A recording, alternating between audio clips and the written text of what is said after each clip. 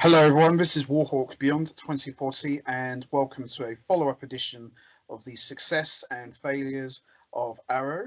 And today we are going to be talking about the success and failures of The Flash, and we are joined once again by the one and only the badass himself, RexDaBoss11. How are you doing, brother? I am doing well, thank you. Hey guys, how's it going? Let's talk about the downfall of the Arrowverse. This time we are going to be talking about The Flash. So if you are a fan of The Flash, then you might want to take a deep breath here. Alrighty then, let's go. So, The Flash came out in 2014, almost 8 years ago. And originally, as we all know, that The Flash appeared as Barry Allen back in Arrow Season 2 in a kind of like a backdoor pilot for the character. So he appeared in 2 episodes and then that's led into his own spin-off series of The Flash. So we're going to start with you, Rex. What was your thoughts and reaction to the idea of The Flash getting his own spin-off series in the Arrowverse? Well, I thought it was great at the time. Obviously, I was so invested in Arrow 2012, 2013 times. They could have literally took a dump in the middle of the TV screen. I would have been all right with that. But yeah, with the successes of the Arrow, once you knew you were given Barry Allen, obviously a few of my friends who watched Arrow straight away got excited that, oh my word, they're going with the Flash. You know, like the speculation started, oh, we're going to get a Flash series. Now I knew nothing of the Flash, right? I knew who he was, I knew who the character was, but I'd never really invested in the character of the Flash. Obviously, with his difference between, say, you can tell there's a lot of difference between him and say Oliver. But yeah, I was really, really excited to see what, and it was, for me, it was unfailable. Like, it couldn't fail. Like, you couldn't fail with bringing the Arrowverse and then, you know, the Arrow series and then extending it into the Flash. I will say it did take a little bit too long, I feel, to get round to Barry going from the accident and the small backdoor pilot into the Flash and then becoming the Flash. It felt like there was a big, big gap where nothing happened for Barry in I think it's Central City, yeah? Nothing happened with Barry while we were watching Arrow for at least a season. I mean, I don't know how the timing pitched, but do you know what I'm on about? Like, during Arrow Season 2, it felt like 2012 we were going to get a Flash series coming up, but then we didn't really get it until about a year and a bit later. It was quite a long time between when Barry first had his accident in the Flash series, or when it was hinted at in the Arrow series, sorry, and then when the Flash series debuted. There was quite a long time between those two things. Yeah, there definitely was. I think the most they said throughout Arrow was Oliver would ask Felicity any news on Barry, and Felicity would say, "Oh, nothing. You know, he's still in a coma." And then like a few episodes later, Digger would come in and say, "Hey guys, I've just come back. Any news on Barry?" No, nothing. He's still in a coma. So that would be just little subtle hints like that. You know, that's probably the most we would get. My reaction and thoughts to the Flash getting his own spin-off series in the Arrowverse for me was a huge deal. Flash has been one of my favorite DC characters for many, many years. You know, it's something that I wanted to see for a long, long time. I know the Flash had his own series back in the early 90s with John Wesley's ship, but I didn't really watch that much. I saw like a couple of episodes on Sky One back in the day, but I was so starved for a Flash series. I thought I want to see the Flash, just not something we saw in the early 90s. I want to see a brand new, up to date, better effects with a right actor playing Barry Allen slash the Flash. And when he appeared in 2 episodes of Arrow, I thought it was very clever the way they did it. They introduced Barry Allen before he got his speed. I thought, all right, so we kind of know where this is going, but introducing him first, just feeling him out, thought that was really good. And when they finally announced that the Flash was going to be getting his own spin-off series, I was so happy. I thought, finally, at last, we're getting a Flash TV series. This is something I wanted to see for a long time. And I watched the pilots. I was just immediately hooked from the word go. And I like the way that the pilot opened. It wasn't just Barry gets struck by lightning, done. They did show that, but it just kind of carried on from the end of his last appearance, which is in Arrow season 2. So this whole episode was just basically set with Barry Allen in a coma, and I loved it. I absolutely loved it. I remember telling my friend, because I didn't watch Arrow just yet. I was into the Flash first. I got into Arrow after, thanks to the crossovers. And I remember telling my friend that I'm so pumped for the Flash. I can't wait for episode 2. And every week, I would just watch the Flash. I don't think I watched any other Arrowverse show for a long, long time. It was just only the Flash because I was so into the show. Season 1 was just unbelievable. Choice of actor, Grant Gustin. I know who he was from Glee. He wouldn't have been my first choice. I would have picked someone a bit older, perhaps. Plus the fact that Grant Gustin's got dark brown hair. I've always known Barry Allen to have blonde hair. They did actually explain in the earlier series why he didn't have blonde hair. I forget what it was, but they did explain. They were going to give him what are they called, frosted tips or whatever they're called. Yeah. Grant Gustin. To go against what you said then about the whole Glee thing, no, I actually find that was a good idea because he could dance and all that kind of stuff. He could do choreographed movement on stage. Yeah, well, that was my initial reaction. I was just like, people underestimate how valuable that a character that can dance and move on stage is to a program like this, because of how quickly that they would have actually been filming these scenes in one location, then another location. Yeah. It's almost you need somebody who understands scene here, scene there, and with Glee, I know that Grant Gustin would have learned that in Glee because half the program is basically you're filming one scene and then directly filming the next scene while you just turn to the left or whatever. Yeah. Well, I mean, it's budget cutting, is it? It's way of cutting corners and costs and stuff. That was my initial reaction at first. I thought, why are they bringing the guy from Glee? But I thought, I'll give him a chance. You know, maybe he's got strong acting chops because, you know, Glee's not my sort of thing. But I thought maybe there might be more to just dancing or that sort of thing. Yeah, I strongly believe that he would have gone on to become the movie Flash had it not been for how the Flash treated him in season 5 and season 6, which we'll get to. But which we'll get to. But he instantly won me over from the first episode. What I like about the Flash, specifically Barry Allen in the Arrowverse, is he's got a very good balance of his personality. He's got the scientific brains of Barry Allen, and he's got the happy-go-lucky comedic personality of Wally West. So it's kind of like the best of Barry Allen and Wally West. He's also very emotionally involved as well. Yes. Rather than with Oliver. Oliver's quite emotionally unstable. Bruce Wayne, obviously he's not got a TV program, but you know that the Bruce Wayne character is quite emotionally unstable. He has attachment issues. He has issues, which obviously we can explain why. We know these things. Yeah. But Barry doesn't go through. It's a lot of it is that, and this is what you got to understand. Barry is tormented by what happened with his mum. Yeah. But he's also not affected by it until he actually becomes the Flash and he realizes I can do something to change the world. But he also doesn't want to do anything bad because remember, we also have this issue of Barry's always had this story of this thing that can move dead fast and everyone thought he was lying to protect his dad, obviously. Yeah.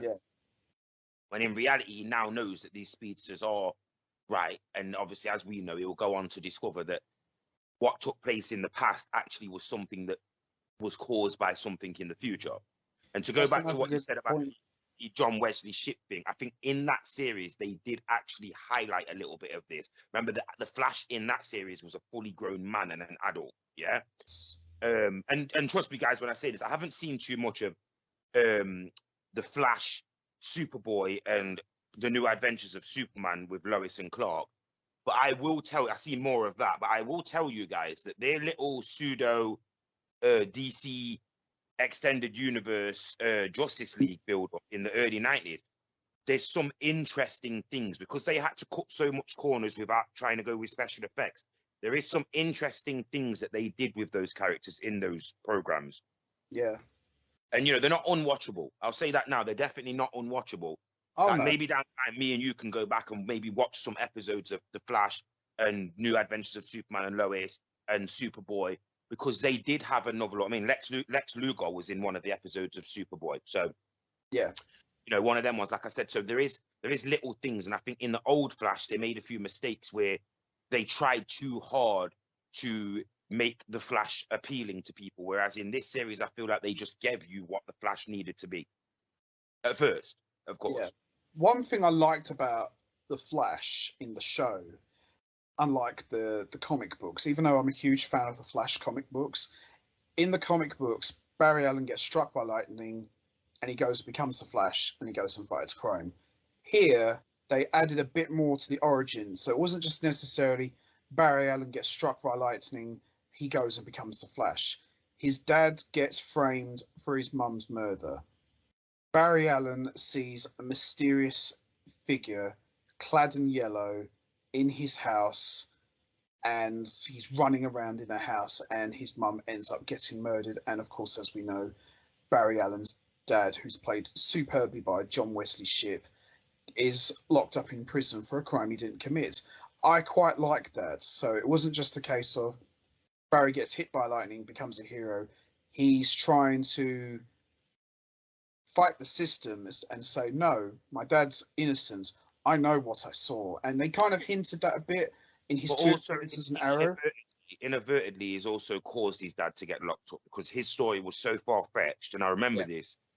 I didn't know anything about Barry being involved in the dad's locking up. When I watched that, it was clear to me that they designed that so that you, as the audience at home, was like, no, shut up. Stop telling them that you've seen something running around in the house. Just say that you know that your dad didn't kill your mum. End of. yeah, Once it started going into that. And I feel like in the first three series, I actually feel that they were building up to that moment where he meets his dad and tells his dad, this is my fault. And his yeah. dad says, no, he says, no, it's my fault, dad.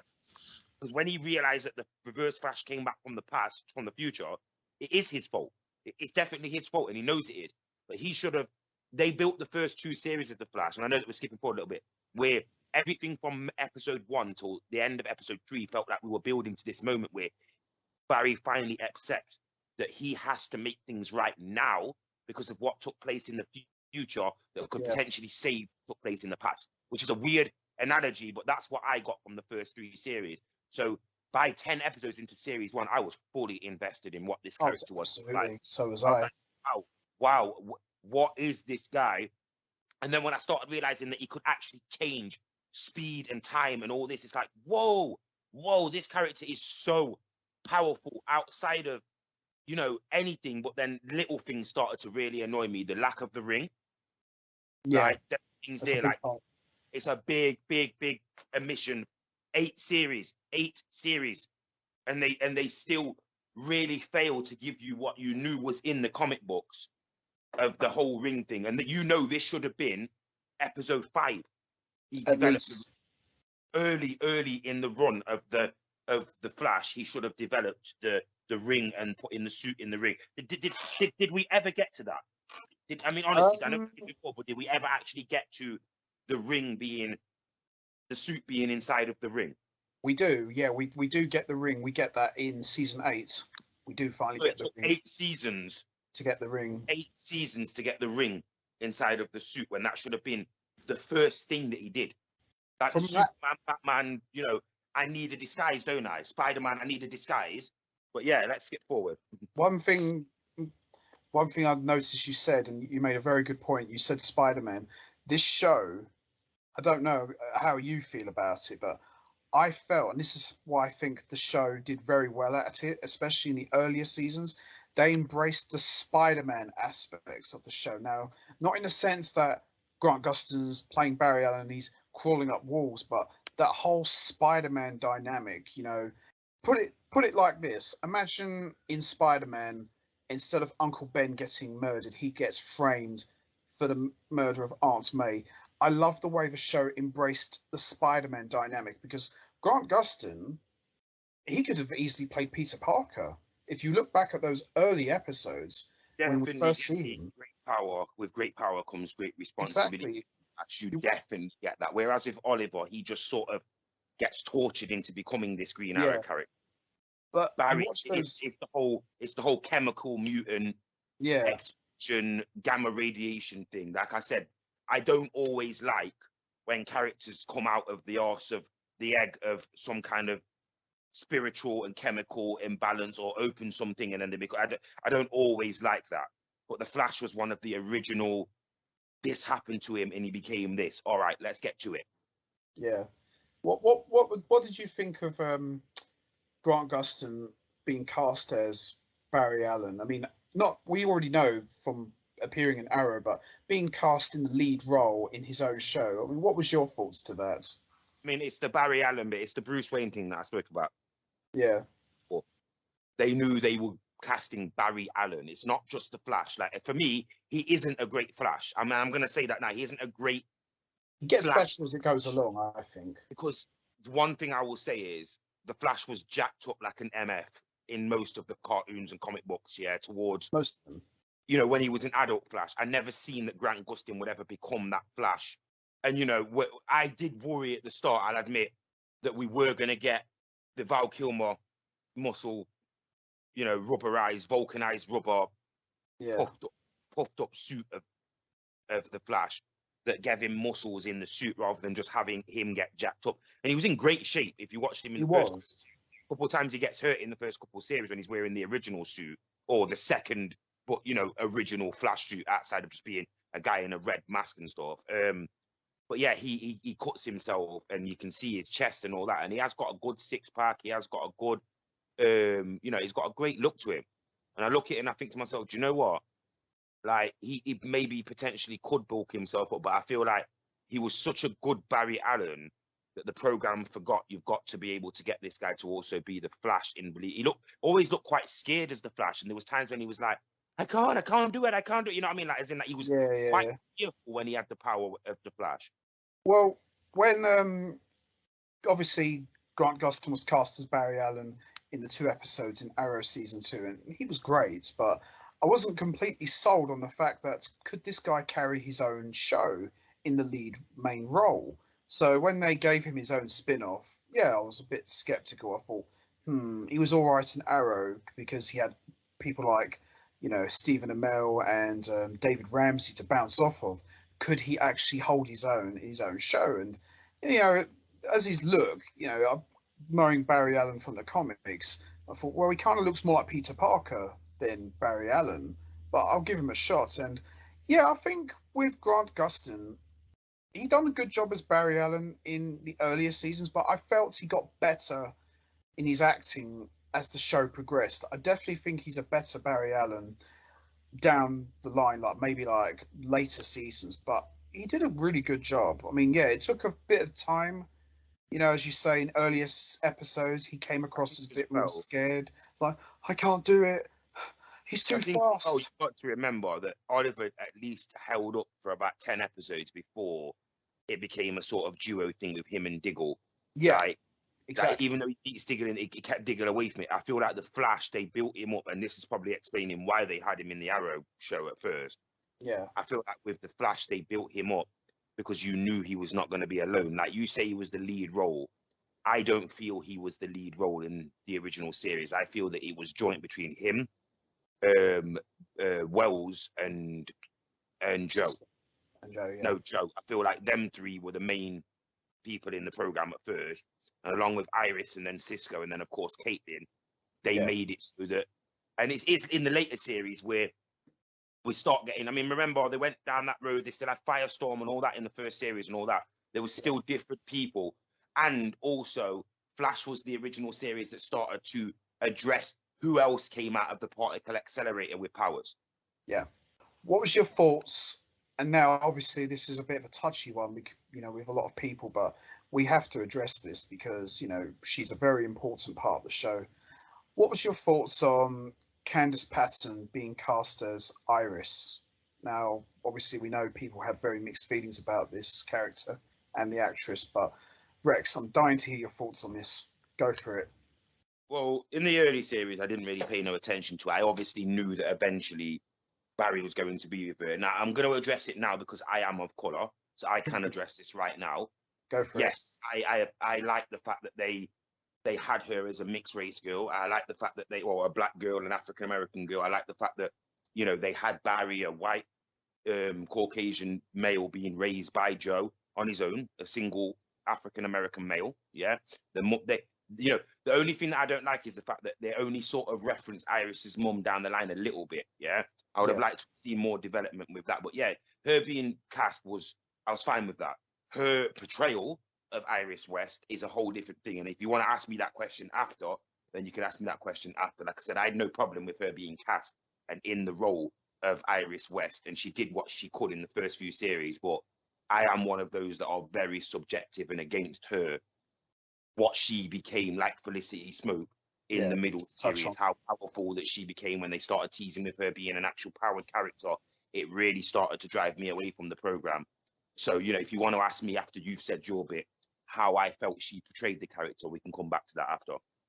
Well, I mean, I know Iris West from the comic books. Iris West was kind of like Barry Allen's Lois Lane, although she wasn't really known for getting in. Allen, isn't it? Let's be honest, it's Iris West Allen, because this is 2022. Yeah. And obviously she has been in the comics Iris West Allen for, you know, longer than we've live, I would say. Yeah. So, you know, obviously I know she looks very different in the comics. You know, she's got dark red hair, and she's of, you know, white girl. So when they announced that they were going a different direction, they were going to cast an African American girl to play Iris West, and it was Candace Patton, I was intrigued. I thought, okay, this is interesting, because, you know, Iris West, probably to a lot of people, they don't really know who she is, so she could be anybody. So very attractive girl. You know, I thought this could work, and for the first couple of seasons, I really liked her a lot. You know, not just because of the obvious reason. She's very, very attractive, but she was a reporter, and I like the fact that Iris West wasn't just a reporter that Barry Allen met, like in the comics. She grew up with him. She knows what he went through after the mum got murdered and the dad got jailed.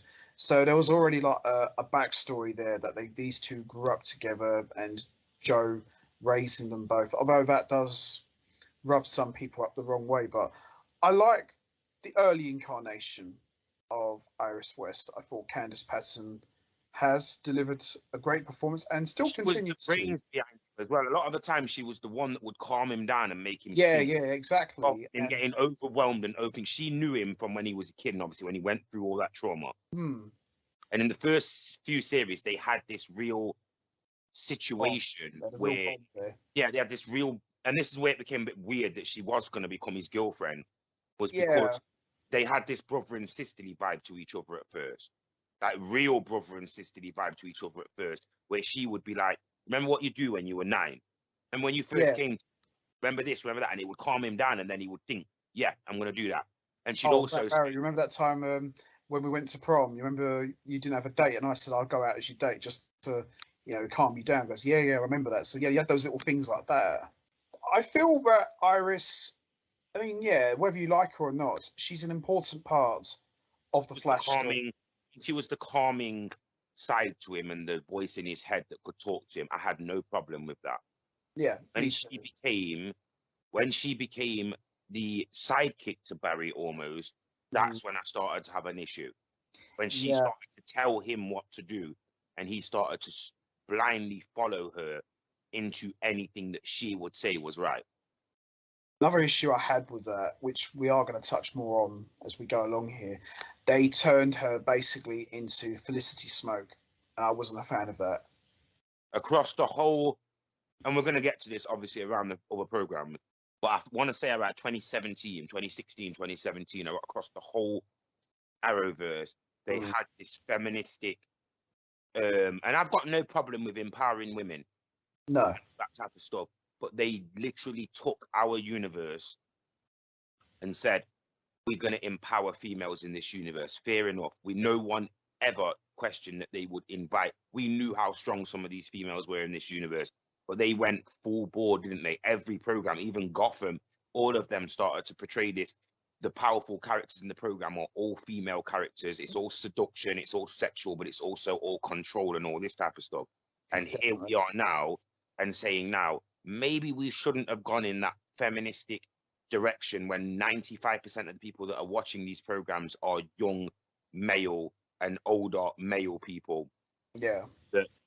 that are either not in relationships and they choose to like this stuff for what it is, or they are in relationships and they're comfortable with what they are, and everything that you see in these programs contradicts what they do in their relationship and their life. Yeah, totally.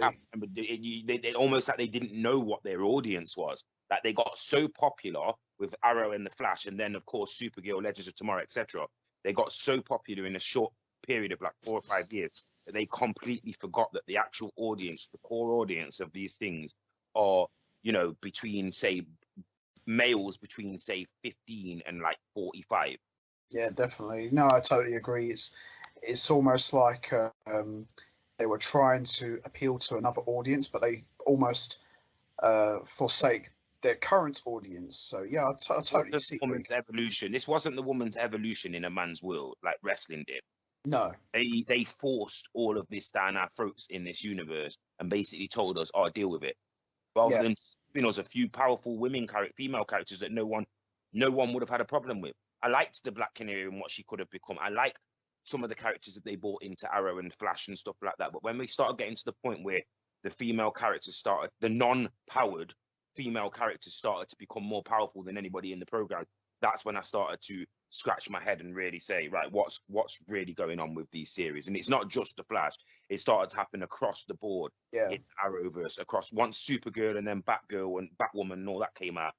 It was, right, respect women. Fair enough. No one's got a problem with that. Right, respect women. Let these powerful women dictate you and walk all over you and do what they want, and you still respect them at the end of it. And it's like, right, this is getting a little bit over the top now. We're not getting what we really want as the audience. Like, we're not getting a mixture of the good stuff, the bad stuff, and the controversial. We're getting just bad stuff now. I feel that with the Iris West Allen character, it's not a knock against Candace Patton. She's an actress. She's only being told what to play and how to execute in her performance. I feel that she gets a lot of unnecessary hate. And, you know, I've clashed with some people in the Arrowverse Facebook group. Oh, she's the reason why the show's going downhill. And I've defended the actress and the character many times over. And I say she's an important part of the show. Just like Lois Lane is important to Superman, Iris West Allen is important to the Flash. Don't blame the actress. If you want to blame someone, blame the writers. Company. It's the company, and it's blame the company as well. Exactly. Don't blame the actress. Candace Patton is an important part of the show. And also, look no further than what you see in how they glamorized Iris and how they glamorized Felicity and Arrow. But yet, Caitlyn, who was the best looking out of all three of them when she first came in the program, was completely and utterly pulled down in season 1 and 2 of Arrow. They made her look ugly with no makeup. And, you know, I'm not trying to say the girl herself is a beautiful girl, but they actually made her look like hair unbrushed and looking depressed all the time because of what happened with Firestorm. Yeah. Because they didn't believe the fans would buy into her, the cutesy Caitlyn, as this Killer Frost. And then eventually, when they gave us Killer Frost, everybody loved it. Like, oh my word, this Killer Frost is amazing. It's so good to see Caitlyn playing this different role after being the blubbering, emotional wreck that she's been for the last 3 series. When internally, we should have just got Killer Frost from the start. More or less, we should have done. Remember, they even had her trying to get rid of her mutant powers. So she was like Rogue from X-Men. Yeah, pretty much. What was your thoughts on Tom Cavanagh being cast as Harrison Wells? Now, he's probably the most... Tom Cavanagh. Yeah, Tom Cavanagh, yeah. What was your most thoughts on him being cast as Harrison Wells?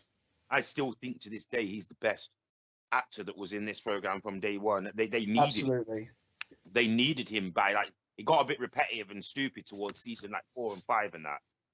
But they desperately needed. I loved everything that he did when he was revealed as, you know, how quickly he went from being the inspirational guy to Barry getting him working, and then Barry realizing that obviously he'd just been used, that's what I mean. That's how powerful season 1 was. Oh, totally. So powerful when you worked out, like, it had you invested in everything. I'm even watching some clips in the background now, and I'm just seeing like how good season 1 of The Flash was when he finally goes back in time, looks at what happened with his mom and that, like, you know, season 1, season 2, when he reveals that Wells is not actually Wells, he's somebody who's used Wells. That was just mind-boggling. It was. My reaction to him, Tom Cavanagh, being cast as Harrison Wells, I've said in all my reviews that I've done of The Flash, for me, he could very well be the best actor in the Arrowverse in Oh all the yeah, I, shows. I would agree with that. Apart from, He I think John Barrowman would maybe argue with that. Possibly, but we that could be debated in another time. But for me, Tom Cavanagh could very well be the very best actor in the entire Arrowverse. He's incredibly versatile. He can play any different kind of role you give him. He can play funny. He can play downright evil. He can The only, play the father. only He thing can to do it argue all. about that is because the Arrowverse did have the likes of Wentworth Miller. You know, Yeah, if you look at their work as an all-rounder, of course. could you argue that any of these are a bigger an actor than Wentworth Miller? I don't think you could say that, could you? Well, no, obviously Wentworth In Miller's this a in big this name. universe, in these series, yeah, I'd say if he's not the best, he's definitely up there in the top 3. Him, Stephen Amell, Yeah, him, even Stephen, Manu Bennett. I'd put yeah, if I Manu was Bennett's role, and people know how strong I wanted Manu Bennett to be Deathstroke, not just in this series, but in the actual DCEU. I don't see why he didn't get cast in that role. well, we'll never know that why I'm not that's the seeing much of case. him. I'm not seeing much of Manu Bennett in the last 6 or 7 years. I mean, he was incredible in Spartacus.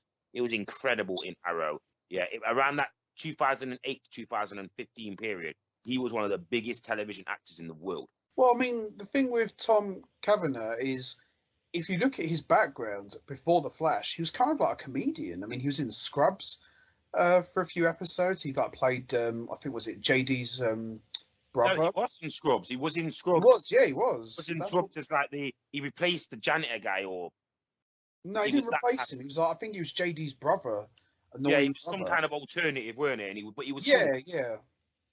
That's what makes it more even surprising. Like this guy from Scrubs, he's playing essentially the main bad guy in The Flash. It was incredible, and the way he played Harrison Wells in those early episodes in season 1, very quiet, always giving Barry advice, but you knew there was something not right about this guy. And even in the episode when Oliver met Harrison Wells and said, "Oh, nice to meet you, Oliver," and Harrison Wells said something on the lines of, "Ah, Oliver Queen, I've heard so much about you in the future. You know, you've done great things in the future." And Oliver's like, "What the hell is he talking about?" And he leaves and he says to Barry, "I'm sorry, but your friend seems way off." And Barry says, "Oh, don't mind him. That's just Harrison Wells. He's cool." And even Oliver sensed that something wasn't right about this guy. And when they did the whole reveal that he wasn't really in the wheelchair, he was from the future, and he was this mysterious man in yellow, I thought, wow, this guy is incredible. And as I said before, Tom Cavanagh, he's probably the most versatile actor in the entire Arrowverse. I mean, I could probably do a separate video about him alone. That's how good he is. There's just something about him. He just seems to make everyone better. It's just something about his presence. He makes everyone push their performances more. There's the scenes he has with Grant Gustin as Barry and Wells. It's just unbelievable. It's like that dynamic, Batman and the Joker, Superman and Lex Luthor. When those guys get together, it's going to be explosive. So when Barry meets Wells, you know you're in for a hell of a scene or big fights. And Tom Cavanagh is just well cast. Anytime he shows up, it's great. But I agree what you say also. The whole Harrison Wells multiverse thing did get a bit old fast, but he still acted Desperately the hell needed out of it. it. They desperately needed him in this. They did. Even when he was trying to leave, I think he was supposed to leave, I think, round about season That's what 7? he was in. Yeah, he was in that Yogi Bear film, wasn't he? Yeah, I In that really Yogi tried to Bear film. block that out of my That's what head. I'd seen him in before. That's what I'd seen him in before, and I was like, Uh, But yeah, I then he tried to was block good. that. He was good. in He the Flash. I was. won't even deny that he was very, very good in the Flash. He was. For me, even though when he's trying to leave the show, or maybe not try and leave, but he wants to move on to other things, they always bring him back because they know he's the man. Grant Gustin might be the lead man in the show, but for me, I think Tom Cavanagh could be the main guy of the show because without him, as you say, the show's lost. You know, some of the best episodes of the show are with him. That's a fact. He's actually been directing as well. He directed an episode Yeah. of Superman and Lois. Yeah, he's done a few of those episodes, and he's directed a few episodes of The Flash. The You know, Flash as well, yeah. yeah, that came after. It came Flash, up. elongated journey into the night and what's past his prologue. So he's obviously adapting. He's 58 years old. He's a Canadian actor. He's been involved in television and movies for the best part of 30 years. I think he's probably just transitioning now into behind the scenes. He's probably one of the people that I'd hope that HBO would keep on as a consultant when they transfer a lot of the Arrowverse into the CW network into the HBO network. I feel that he could be one of the people that, I mean, just to hit once more on Manu Bennett as well. Like around the time when Manu Bennett came out of Arrow and Deathstroke was not the vocal point, I feel like it also consisted in Tom Cavanagh's role being changed in the Flash as well. And these two were holding those series almost together at the time. Yeah. Like there was a structural change in the way that they were having actors act, and then it was a bit like wrestling. They let the mid card, that was the lower mid card, become the main event. Yeah. Because once they got rid of guys like John Barrowman, Manu Bennett, Tom Cavanagh, just for brief points, and started introducing characters like Damien Dark and stuff like that, I feel that they went in such a dark way in Arrow that when it came to certain other characters, they suffered, and that's where we got this more fearsome version of Iris, fearsome version of Felicity, because of how dark the world's got. But the problem was for me, the acting then suffered because it was all just action. Like even though I loved the Prometheus stuff, the acting wasn't great in that time. Like if the acting would have been a little bit more sharper, and how quickly we went from me wanting, say, Ray Palmer's character of the Atom to become something and maybe have his own series, and that never worked out. And I was like, I kind of got that feeling around the time when these series started to suffer because of what was happening with Tom Cavanagh. Like once you put him in that Reverse Flash role, you've got to get rid of him at some point. So how do we then count that the best actor in the program is not going to be here? Same thing with Deathstroke and Slade Wilson. I feel that other actors and other characters were then thrust into higher roles and more powerful roles, which they shouldn't have been. Like, as in, like, the one character that should have been elevated was Diggle, never got elevated until later down the line. The two characters that should never have been elevated, Iris and Felicity, then thus became more powerful and more prevalent characters in the program. You know, Thea, Roy, those characters were dulled down. Ray was dulled down across the whole of the Arrowverse. Characters were dulled down and stopped and thingy. And most of them were the best people in the program. No, definitely. Everything you said there's spot on. I couldn't agree more. It's almost like without that star power of your Wentworth Millers, Manu Bennett, and Tom Cavanagh only being in the show half of the times, yeah, the shows did kind of suffer. Even in The Flash, even some of the time when Tom Cavanagh wasn't in the show, it was still good, but you knew that something was missing. And this is going to bring us to another guy who's been an important part of the show, Carlos Valdez as Cisco. What was your thoughts on him being cast? Because me personally, I absolutely love the guy. I think he's hilarious. But what was your thoughts on him? I love Cisco in his original role. I hated the fact that they wouldn't just give him the vibe power. Yeah. And then got the vibe power. It's like he treated himself like he was a freak. And that really, really annoyed me. Like, why have you been working with all of these characters? And I feel like we all knew that he was vibe from the start, but they gave him the gimmick in such a stupid way. Yeah, it was like it was cheesy the way that he got it. And like I said, it's like almost like he didn't want the power at first. Yeah, they did do Like, that. oh, here we go. I can't be bothered. Like, if you're working on Team Flash, the one thing you're going to dream about on most nights of the week is, can I ever become powerful? And then Yeah. the moment that you get powers, you start debating whether you're going to be a bad guy or not. But yeah, I did enjoy Cisco Ramon, or Cisco Ramirez, was it? Cisco Ramon. Cisco Ramon. I did enjoy this. I enjoyed his character arc, even to the point where I still stuck around him even till the Danny Trejo appearances and stuff. Like, I like Cisco Ramon. I like the character. I like what he did for the team. I like the sacrifice that he made. What I hated was when he would go from being the scared little I can't fight guy until all of a sudden he's like, I'm going to kick some ass. And it's like, no, I hate that about the either pick one or pick the other. You're not both. You can't just get mad halfway through the program and say, yeah, let's kick some ass, because it makes the program look corny. Yeah, totally.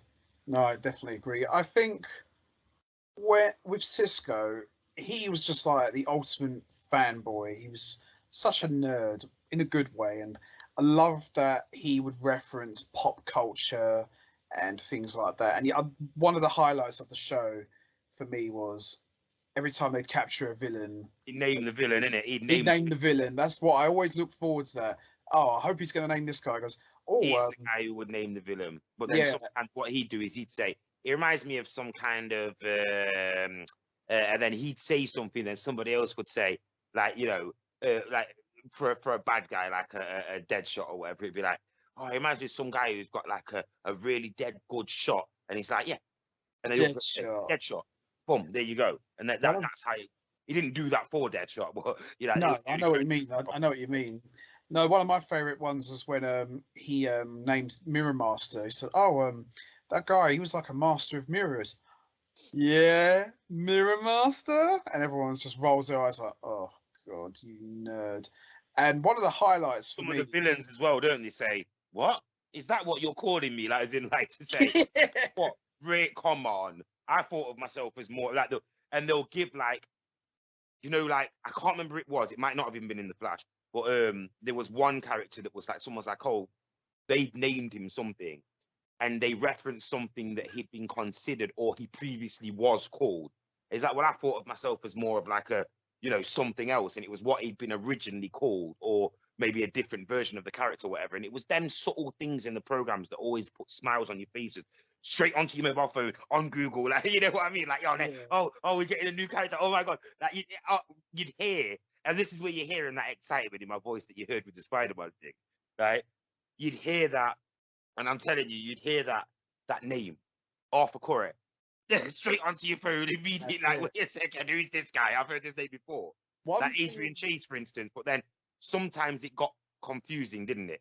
Because you go and look for the character and you'd be being told this is, Savitar. But then that can't be Savitar because we've already seen Savitar before.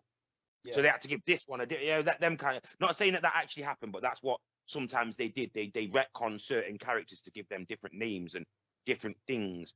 And then later they decided, no, we need to actually give that character his real origin. One of my favorite Cisco moments, which actually was quite funny, in one of the earlier episodes, it might have been season 2, I believe.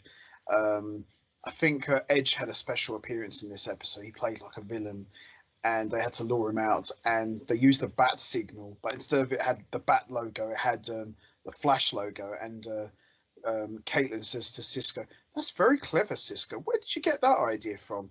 And he said, "Oh, I read it in a comic book once." I went, "What?" Yeah. So I like they did little things like that. Like they would reference Batman, but that actually something from the comic books that actually happened in the comic books, referenced it by him doing it in real life. That's actually, what do they call that? Juxtaposition? I don't know what they call that something, don't they? Like, it's got a name for it, hasn't it? Like, where it's like, I mean, I'm just gonna stop throwing out phrases like, so I don't know what it is, but I'm just gonna say, I know that there's a name for that when you take one thing inside of one universe, reference it, and it's actually what's happening now is actually something that happened in the comic books, but you're acting like you're not in the world of the comic books. It's very clever how they did that. Isn't it? Very clever. Now, Jesse L. Martin as Joe West. What was your thoughts on him being cast? I'm going to use one word: cement. Definitely. He was the cement to the Iris West Allen, Barry Allen, Team Flash dynamic. Obviously, him being a cop helped. Him being Iris's dad helped. Him being the person who raised Barry helped. It made him so he was the center of the program. Like I said, I would argue that Grant Gustin wasn't the main, the main character in this at first. I feel like Tom Cavanaugh and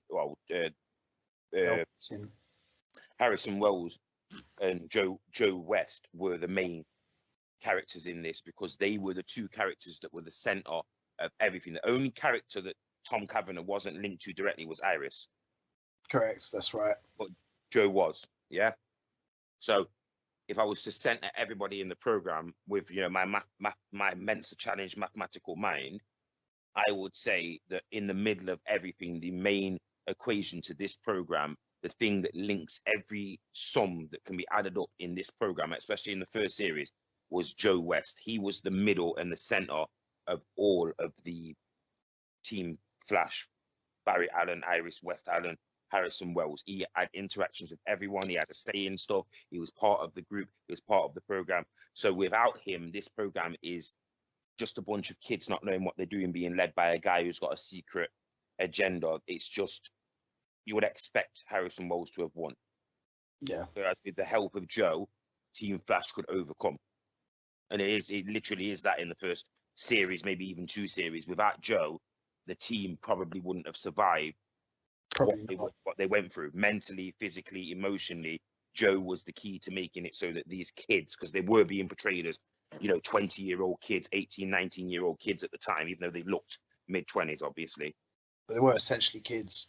They were being portrayed as kids. Like, you got to look at this. Most of them were just out of university or just studying. Some of them were still studying at the time when they were in the program. So you had to look at them as in they were young.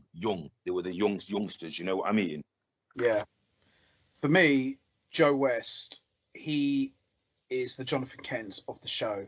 Not in the sense that he's a farmer, but he's just got that warmth, that fatherly warmth that he brings. He makes everyone feel better. He's there to give you the support you need, but he's not afraid to give you the kick up the backside when you need it. And I've always said in my reviews that he is the Jonathan Kent of the show. And like you said, this show would be truly lost without Joe West. He's the cement that holds everything together.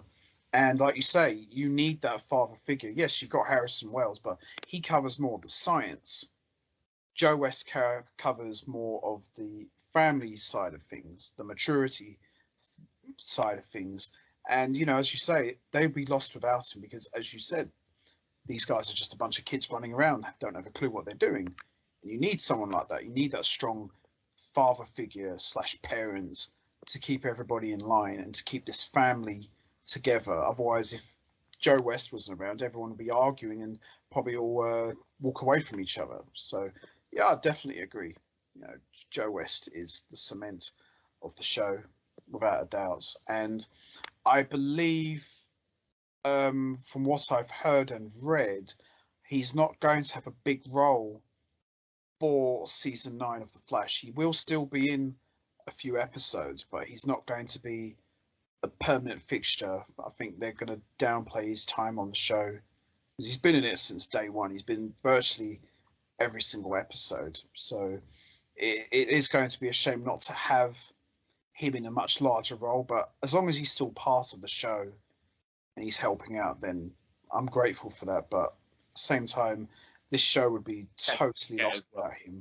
Let's not forget as well that he also had that period where Grant Gustin wasn't in the program when he was trapped in the Speed Force or whatever, and the show heavily relied on Joe and his to keep the show running with, episodic television for a bit.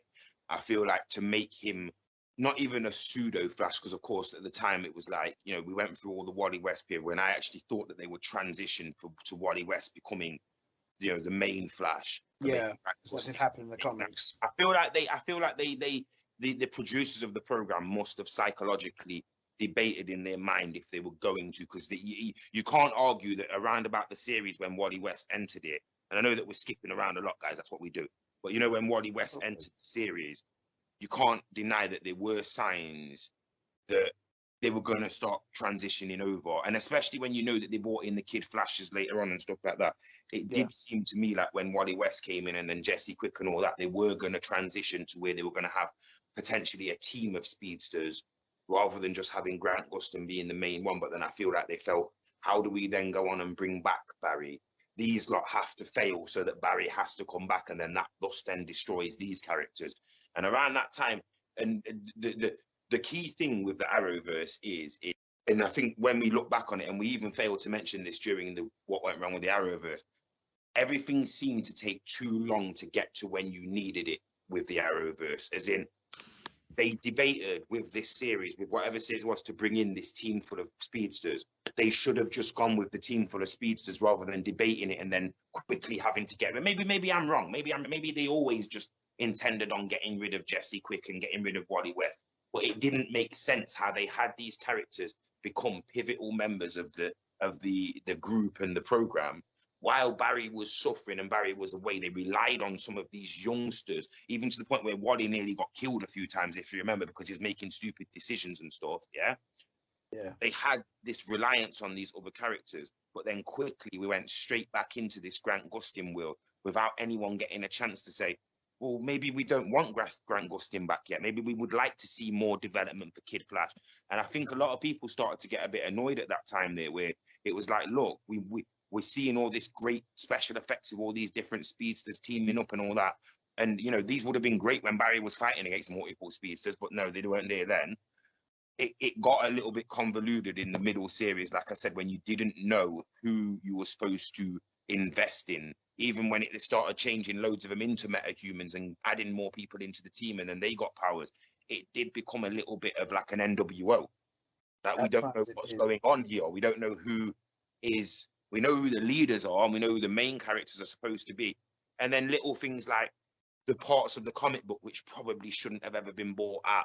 When these things, the battle to save the world comes down to a 5-minute race between the Flash and one of the speedsters. Come on. Like, yeah, honestly, and I know that sounds, some people are like, well, what are you watching? Because you're watching the Flash. You know that it's all about speed. There's got to be more to these characters than just, right, I'm going to end the world if you don't defeat me in a 3.5 minute race across Central City. Because that's what it felt like it broke down to with the Flash series in the end. At times it did, yeah. Now, we talked a little bit about her earlier, and I felt, it's only necessary we touch upon her. Daniel Panabeker as Caitlyn / Killer Frost, criminally underrated, I would say. What was your thoughts on Daniel Panabeker being cast in the show? Because she clearly gets overlooked here a lot. Well, I feel like at the end of the day, I feel like she was cast in the role, and I feel like they didn't realize what actress they were getting. I feel like they thought they were getting somebody who maybe couldn't control the screen as good as she could, and couldn't, just couldn't. Like, for instance, I'll say one thing about Caitlyn, and this is why I feel like they did dull down and I'm going to say uglify her character in some of the series, because she's got mesmerizing eyes when she's on screen. And she had the ability to control the screen with her eyes. I don't think that they realized when they cast her in that she had those investment eyes. You really felt invested in the Caitlyn character when you knew that she was going to become Killer Frost, but you also knew that she was traumatized by what had happened with Ronnie, and that you realized that Killer Frost was not just it was more of a split personality metahuman situation than, say Cisco being able to just use the vibe power. It was different with Caitlyn, wasn't it? Caitlyn had an alternative being basically living within her that she couldn't control, that she was scared of. And I think that's where that became a little bit more of an eye-opening. So she was mesmerizing on screen at first. Absolutely invested I was. I remember being completely invested. But yeah, I feel like Caitlyn, she suffered because of how good she was in the role. So yeah, she suffered because of how good she actually was in the role of Caitlyn. I feel like they dulled her down in the middle series and made her a little bit depressive, and then they gave her that run as the bad, when she actually turned bad and she weren't even on Team Flash for a short while, or for quite a while, in fact. Yeah, I mean, Daniel Panabaker, looks-wise, very pretty, criminally underrated. I don't really think people realize how attractive she really is. But also, what a great actress she really is. I mean, yeah, they kind of like made her look boring and put on frumpy clothes because obviously they were pushing Candace Patton's Iris West Allen a lot more harder, and they'd make her look more beautiful than Caitlyn did. But I thought she really came into her own as an actress on this show.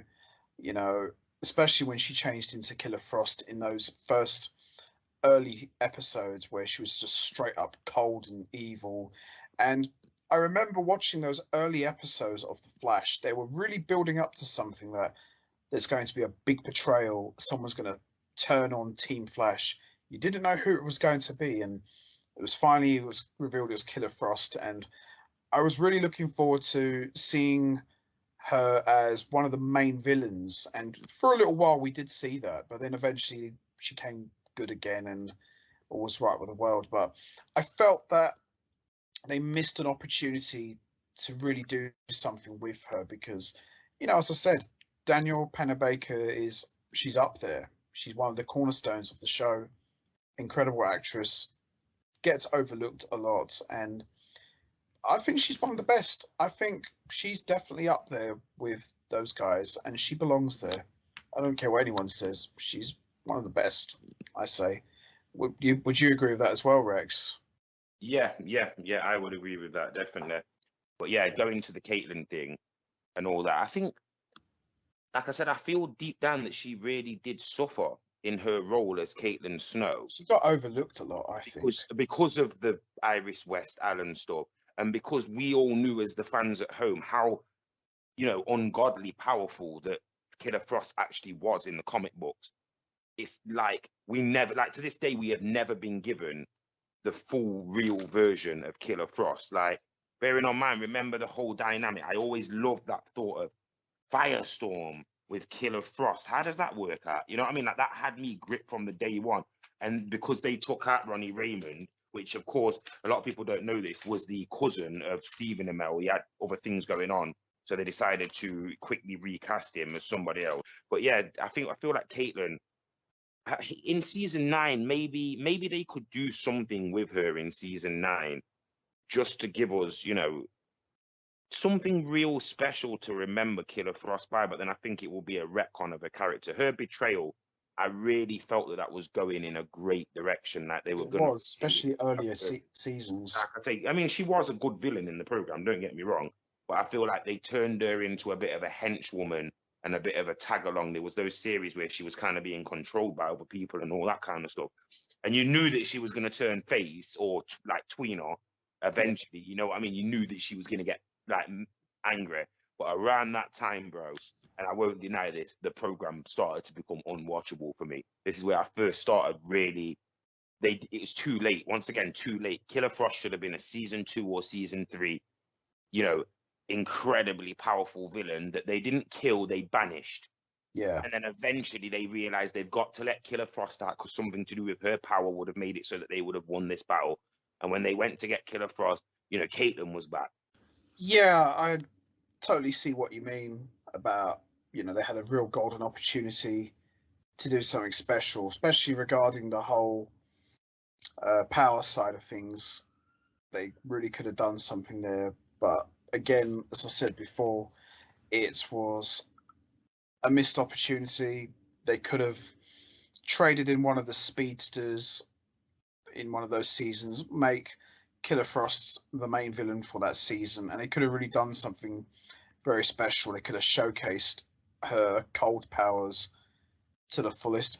We could have even got a cameo from Captain Cold to like help out, but sadly we didn't get that really. And I felt like the Killer Frost character, they played her up for comedy way too much in later seasons. It's like they went from this horrible, cold, heartless killer to now just being like comic relief. And yeah, they did such a disservice to the Killer Frost character.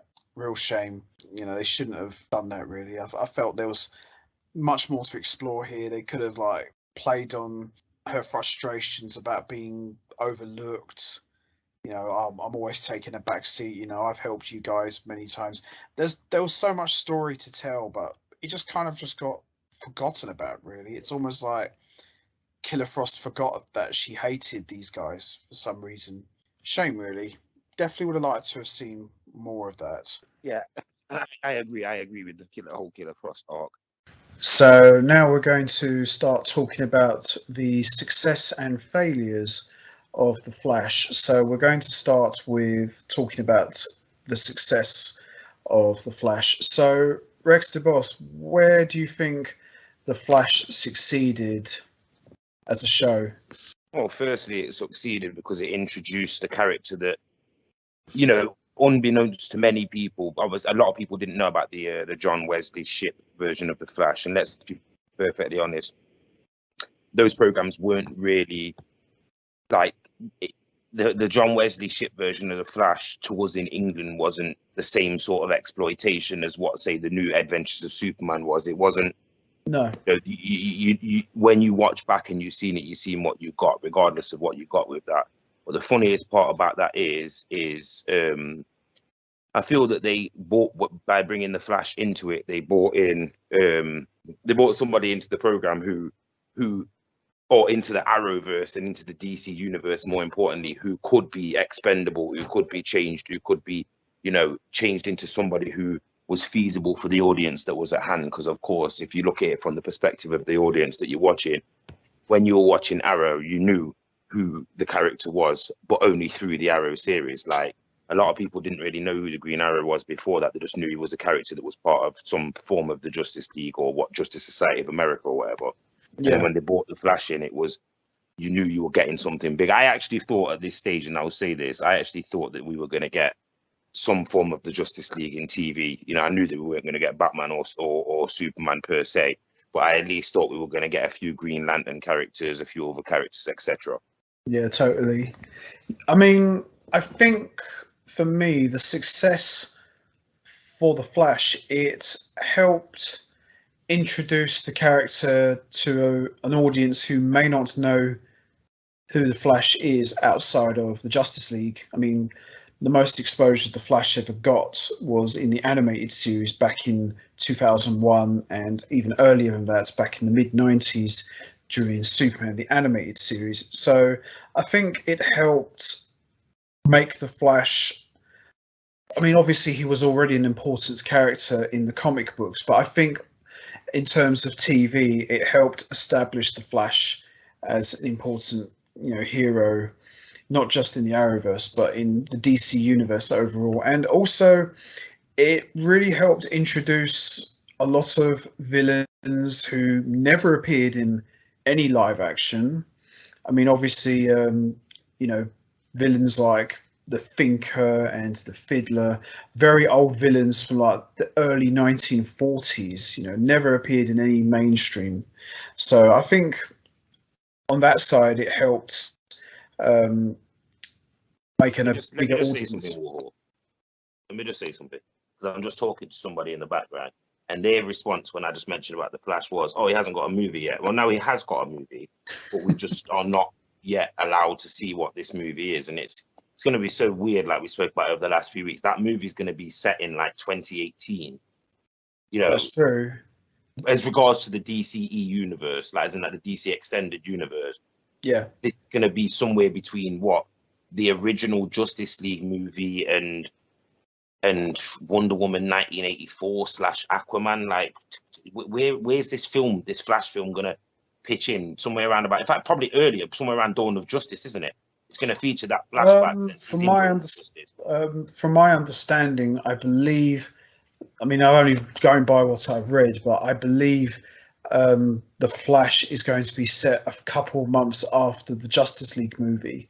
I'm not sure how far down the line, maybe about 5 or 6 months after, because I read some of that Bruce Wayne's going to be helping Barry to get to grips with his speed, because if you remember, Barry Allen wasn't really fully into his speed. He was always falling over and things. So I think Bruce is going to help train him.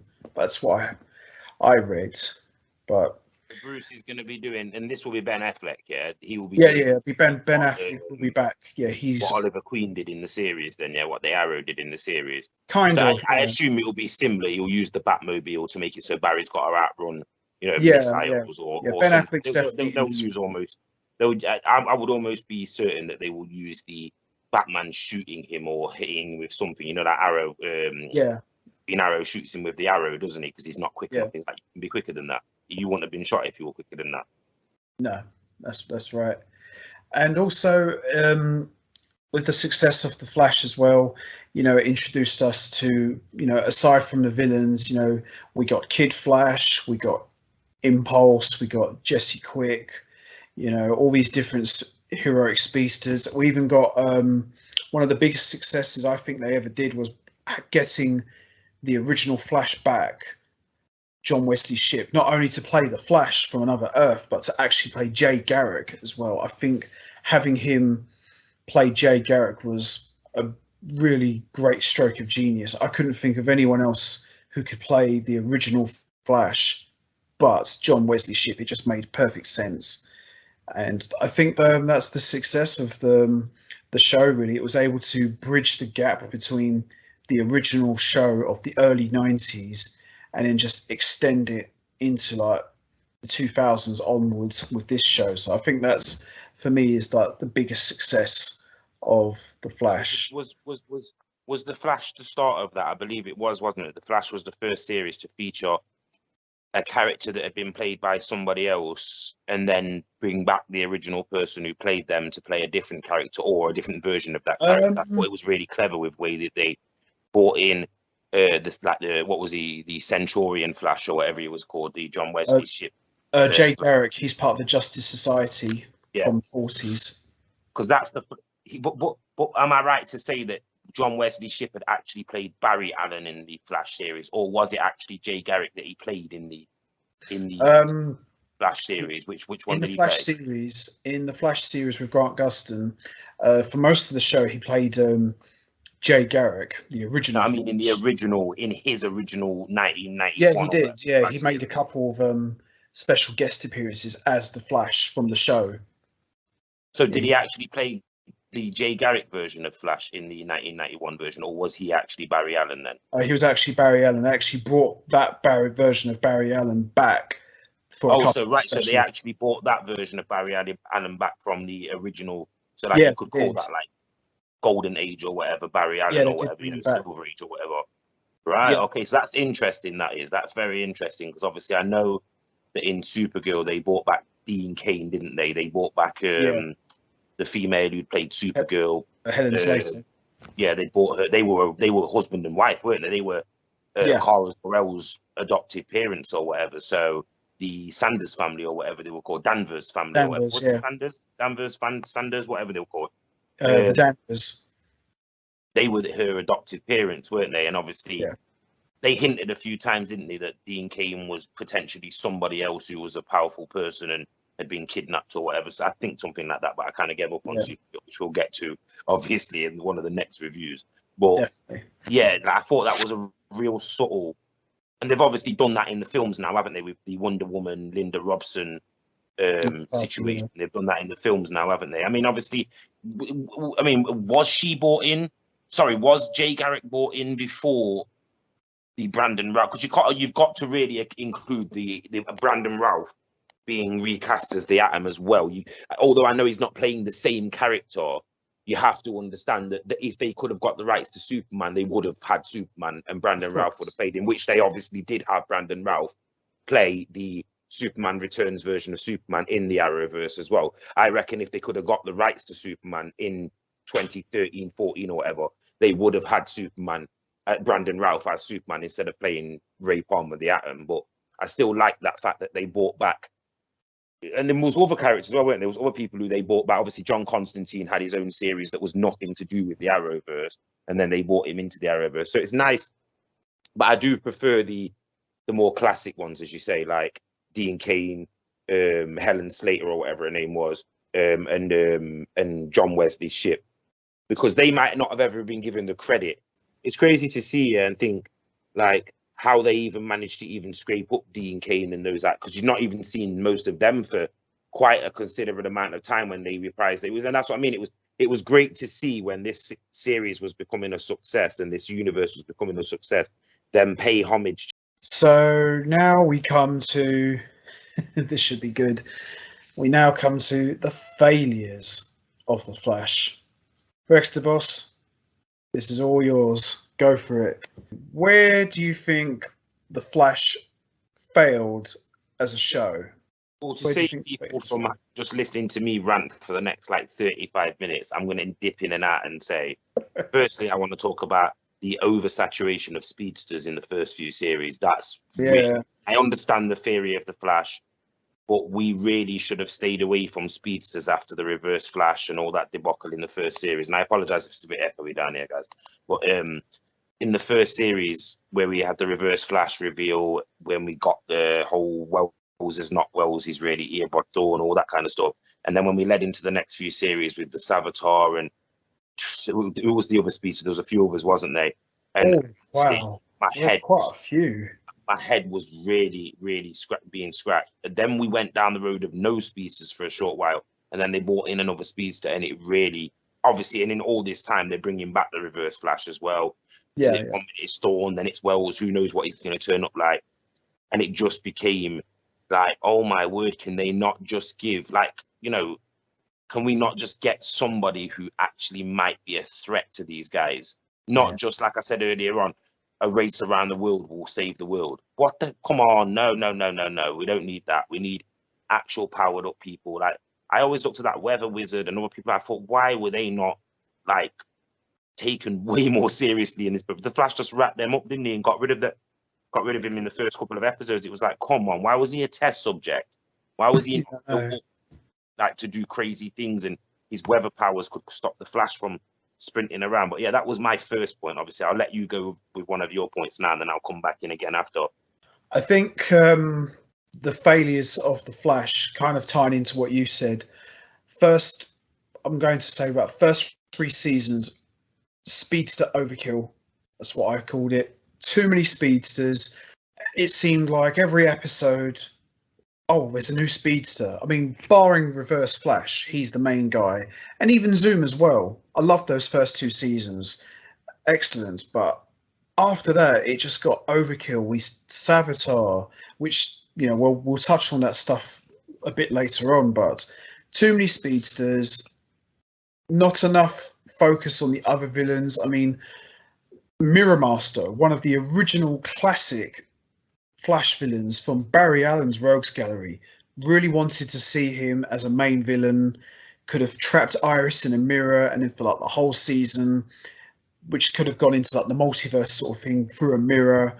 You know, I wanted to see that. Mirror Master was wasted for like 1 episode. Then they brought in a female Mirror Master in season 7, which was not that great.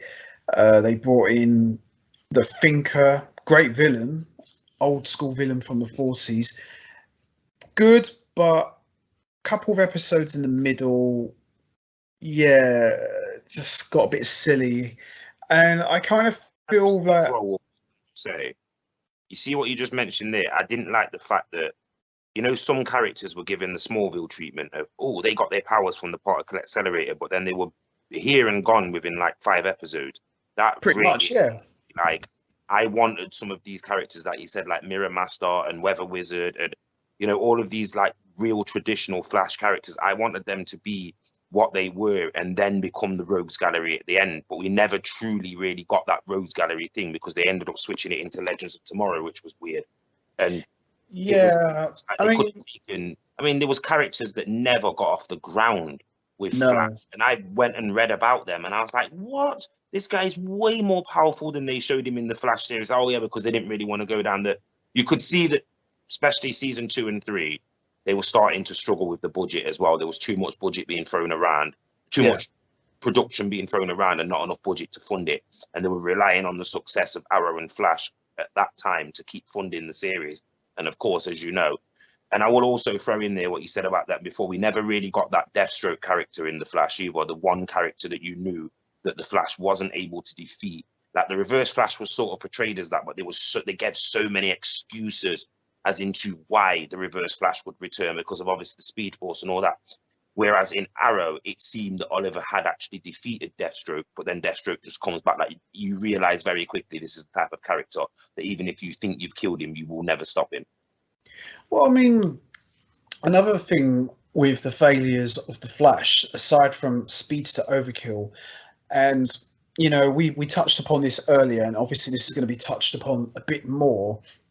I felt that Iris West got a far too big of a role than she should have done, and that's not a knock on Candace Patton. I love Candace Patton. I think Candace Patton's awesome, but I just felt that at times it started becoming the Iris West Allen show, featuring the Flash. And I've touched upon this a lot in past reviews that I've done. I felt that the supporting cast got far more screen time than the Flash. I mean, at times, Flash was hardly in it. He'd come in, save Iris or whoever, and he's off. You never see him again until maybe towards the end. Really got tired of that a lot, especially in the last couple of seasons where Barry Allen basically took a back seat in his own show. Didn't like that at all. Last I checked, this is the Flash's show. It should be all about him, Barry Allen, doing his thing as the Scarlet Speedster, as the fastest man alive. You know, too much reliance on Team Flash, introducing characters that no one cared about. I mean, even, for example, the whole Chester and Allegra relationship felt forced. For me, they were never confident. They were never confident with Grant Gustin as the Flash. He was great as Barry Allen, and you could get the emotion from Barry Allen and the fear and the sheer trauma. Because obviously, one thing, like I said earlier on, that they did fixate into in this series, which obviously, like we roll our eyes at it now, but it's the whole origin, what he went through as a kid, trauma.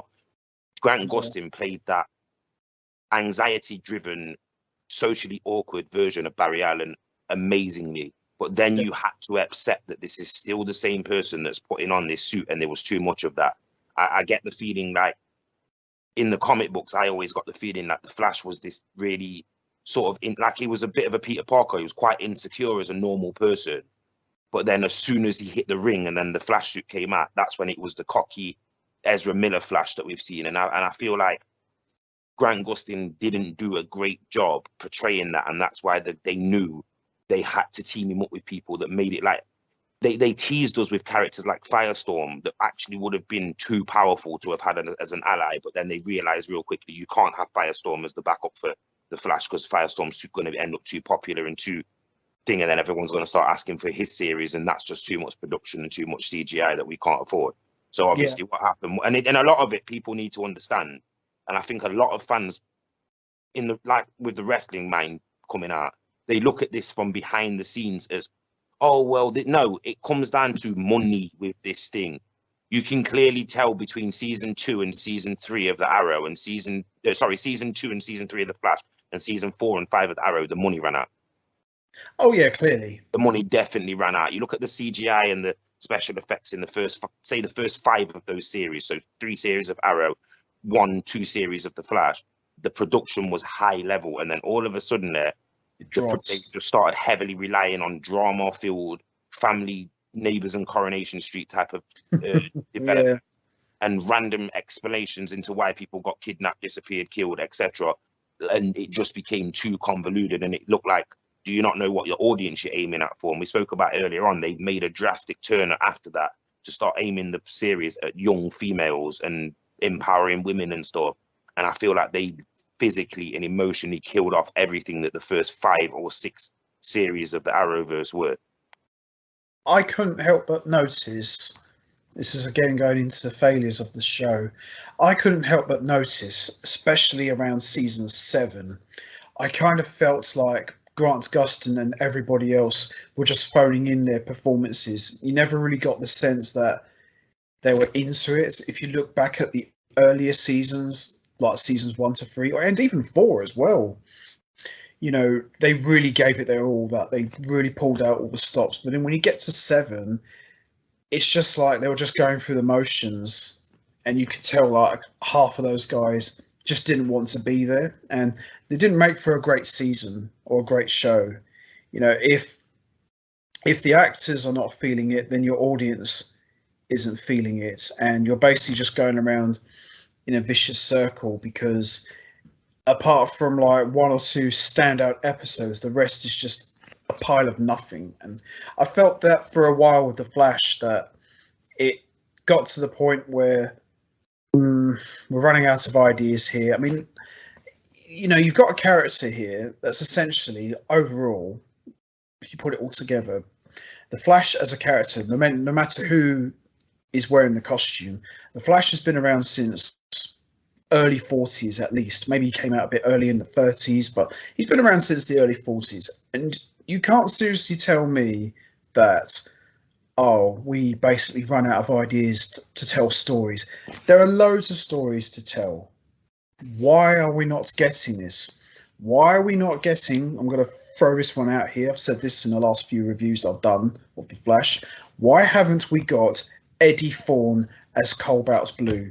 Cobalt's Blue is the main villain. Why haven't we got that yet? You know, it's just, that's what we need to see. We don't need to see Barry and Iris's marriage falling apart again, or Caitlyn having her Freaky Friday moments. We want to see the Flash doing what he does best. And I felt that the show started to lose its magic a bit. But the thing that made the Flash so special is now just becoming like just another show that just happens to have occasional superpowers, which is a shame, really, because it started off so strong, and then somewhere along the way it just kind of went off the cliff. You know, do you feel the same way about that in regards to the show? What, it falling off a cliff around about season 5?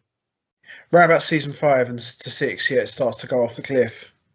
Yeah, because the popularity of the show during season 1 to 3, and then the lasting effect of that carried on through season 4.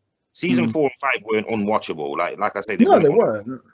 This is not the same as when I said about Arrow, where it started to become unwatchable. There were actually moments in all of the series of The Flash where they seemed, even the recent series of The Flash, the first 4 or 5 episodes, unreal. But the fact is every season, it became apparent, and we know this, and we spoke about this before, 22 to 25 episodes is too much. It's too long. Those filler episodes would drive me so mad and would make no sense. And because they were so hyper-focused around Iris West and characters that I didn't care about, and all I wanted to see was the Flash doing his business, they should have just been villain of the week episodes. But sometimes you got 2 minutes of the Flash in action at the start of the episode, so you'd actually start the episode cold with the Flash already in action and capturing the villain, and then you'd spend the next 24 to 35 minutes with some dilemma that Iris has got herself in, and and then when she started getting dressed up in the military suits and shooting people, come on. I didn't really get too deep into it earlier on about Iris West, Alan, but obviously we're at the time now where we can say she was a big factor. Her character development was a big factor in why I believe that this program took a massive nosedive off a cliff, from being one of the best and most anticipated programs every week to during season 5 and leading into season 6. She had madly go away heat with me, where I would not watch live or not watch too early. I would watch when the episode would be online with multiple links, so I could download it, and then I could actually fast forward parts of her and parts of where I just didn't think it was relevant. And that's where, like you say, you start to really not be able to focus, because they never gave us anything after season 2 to really invest in, and then they'd throw us little bones, then we'd get really excited about something, and then we'd get to the point where it's like, yeah, thankfully there's no speed star, boom, there's a speed star, then there's another speed star, and then they started doing the Barry needed more help, so we got Wally West, we got Jessie, we got all of these other species, so it was like, oh my word, they have actually done what I really hoped that they wouldn't do, and they've just turned this into a massive Olympic speed race. Pretty much. Another thing as well, you know, again going into the failures, is at times Flash started mirroring Arrow, and not in a good way. Like, for example, we touched upon this back in the Arrow edition, where, for example, Flash would talk to everybody about this evil speedster, for example, Iris would be in the corner rolling her eyes, and she'd basically snap at Barry or some nonsense like that.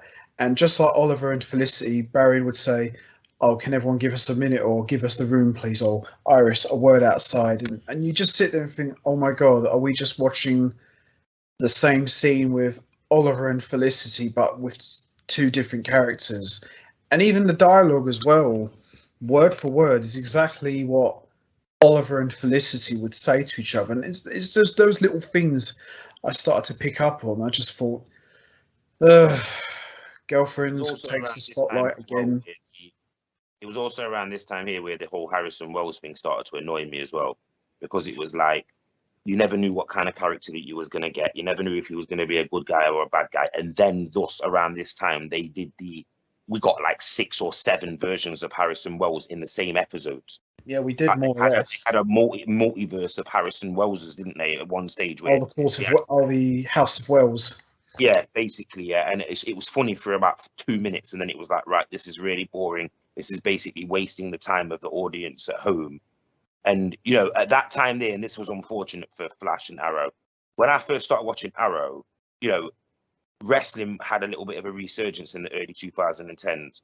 But by 2015 and 16, wrestling had really started to become just a one pony show, which was obviously WWE, and it had become boring. And the Flash and Arrow was becoming the same. It had become where it was like, this is just like the same episode with a different lick of paint every week. You can't do that.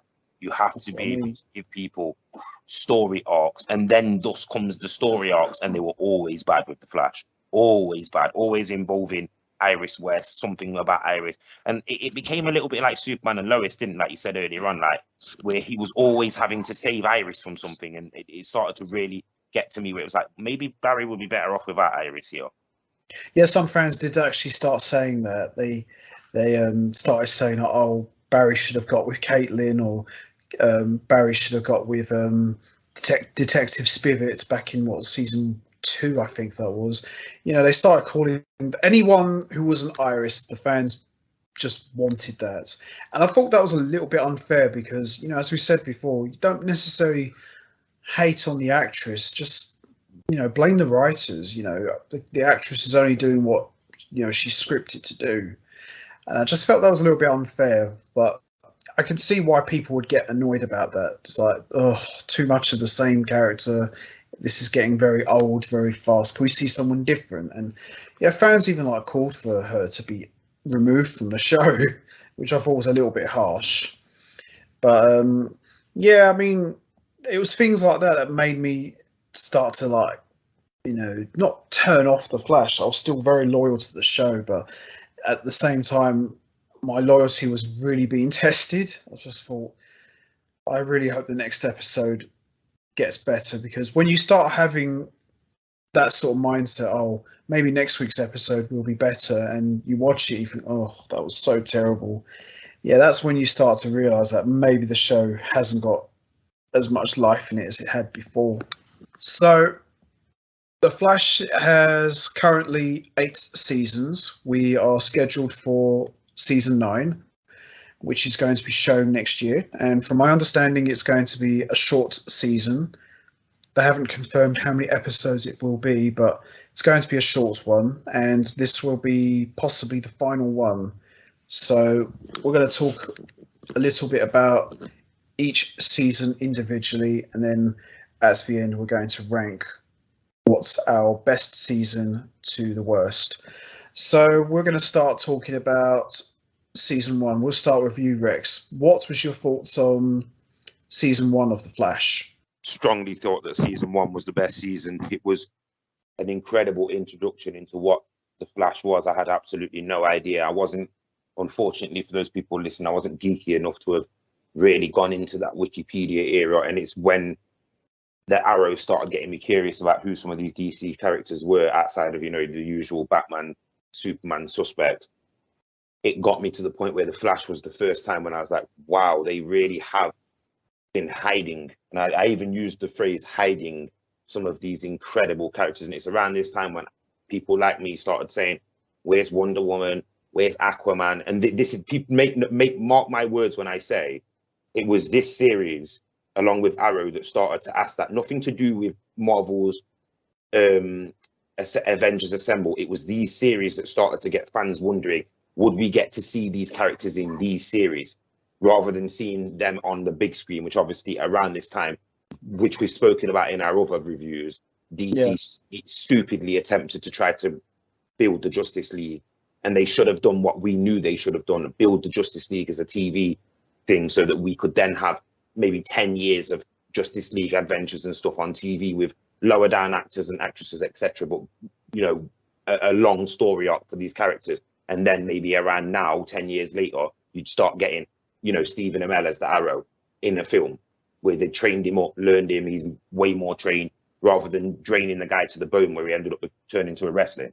You know what I mean? But yeah, the season 1 of The Flash was by far overall the best for me. It was just a spectacular roller coaster ride into what The Flash actually was. The origin story was everything. Like, you know, you'll notice around the Arrowverse that once they get outside of the origin story, something just goes wrong. Yeah, totally. And with every character as well. Every character gets this origin story that is absolutely amazing. And then somewhere around about the 3rd or 4th villain that they face, it starts to get questionable at best. Yeah, I know what you mean. Season 1 of The Flash, for me, by far, and I still stand on my hand on my heart to this day, season 1 of The Flash, the best season, period. Everything I wanted to see in The Flash, I got it, and more. Compelling story, great drama, great atmosphere, great action, just everything about it. The reveal, loved it. I've got nothing bad to say about season 1. The only thing I would probably say, and I was a little bit disappointed, but I quickly got over it. I truly thought they were teasing Eddie Thawne as the Reverse Flash, because I thought they were going to build him up as the Eddie Brock of the show, but they didn't. It's my only takeaway. But aside from that, I loved season 1. I thought season 1 was excellent. I thought the Reverse Flash as the main villain was just top notch, and I still go on record to say that season 1 is the show's best one by a mile. Season 2 with Zoom. What was your thoughts on season 2, Rex? This is where it was good and it was evil. Season 2 was really evil. Like, I didn't really know how to take to this. I didn't know how to take to this Zoom character because he was so in your face. And I did a bit of research on who the person who was voicing Zoom as well, and it really, really worked. But I hated how they ended the arc with Zoom. I felt like Zoom should have been the Deathstroke. He didn't really defeat him. He goes away and comes back. But of course, we never got to see Zoom after Flash. One of the most powerful, and I feel like they gave us the most powerful Speedster too early, because they built Zoom up, and then immediately after they had the Saboteur thing. It's just, who? You know what I mean? But yeah, Zoom in this, that the black suited version of Zoom with the blue lines and stuff. Oh my word, such a great character. But I felt like you just said then, the writing was on the wall at the end of season 1 with the Eddie Thawne thing. It's almost like they didn't know how to end these story arcs. They both series, when you look at them, they had a bad ending to the story arc at the end of the series. Yeah. Season 2, by far the darkest of all 8 seasons. But I love the way they built up Zoom. He was like, imagine if Bane fused with the Venom symbiote and gained Flash's speed. That was what he was like. He was just really scary, had a great look. I mean, I remember Zoom from the comics. He was originally called Professor Zoom, and he just basically looked like the Reverse Flash. And he was a bit silly in the comic books. So they completely changed him for the show, made his suit black, really beefed him up. And yeah, that episode where Zoom broke Barry Allen's back, which is kind of like the Arrowverse's Nightfall, where Bane broke Batman's back, I thought was really good. And that moment where he took him to the newspaper office and he just held up Barry all bloodied, and Iris was like standing there, and it was all the lights were all dimmed out, and Zoom like said in that scary voice, "He's your hero," you know, or what's left of him. It was really scary, and he said that line, "Always remember, I am the fastest man alive." Brilliant. Wasn't Zoom like phasing through walls before even He was Barry? doing all sorts of crazy stuff.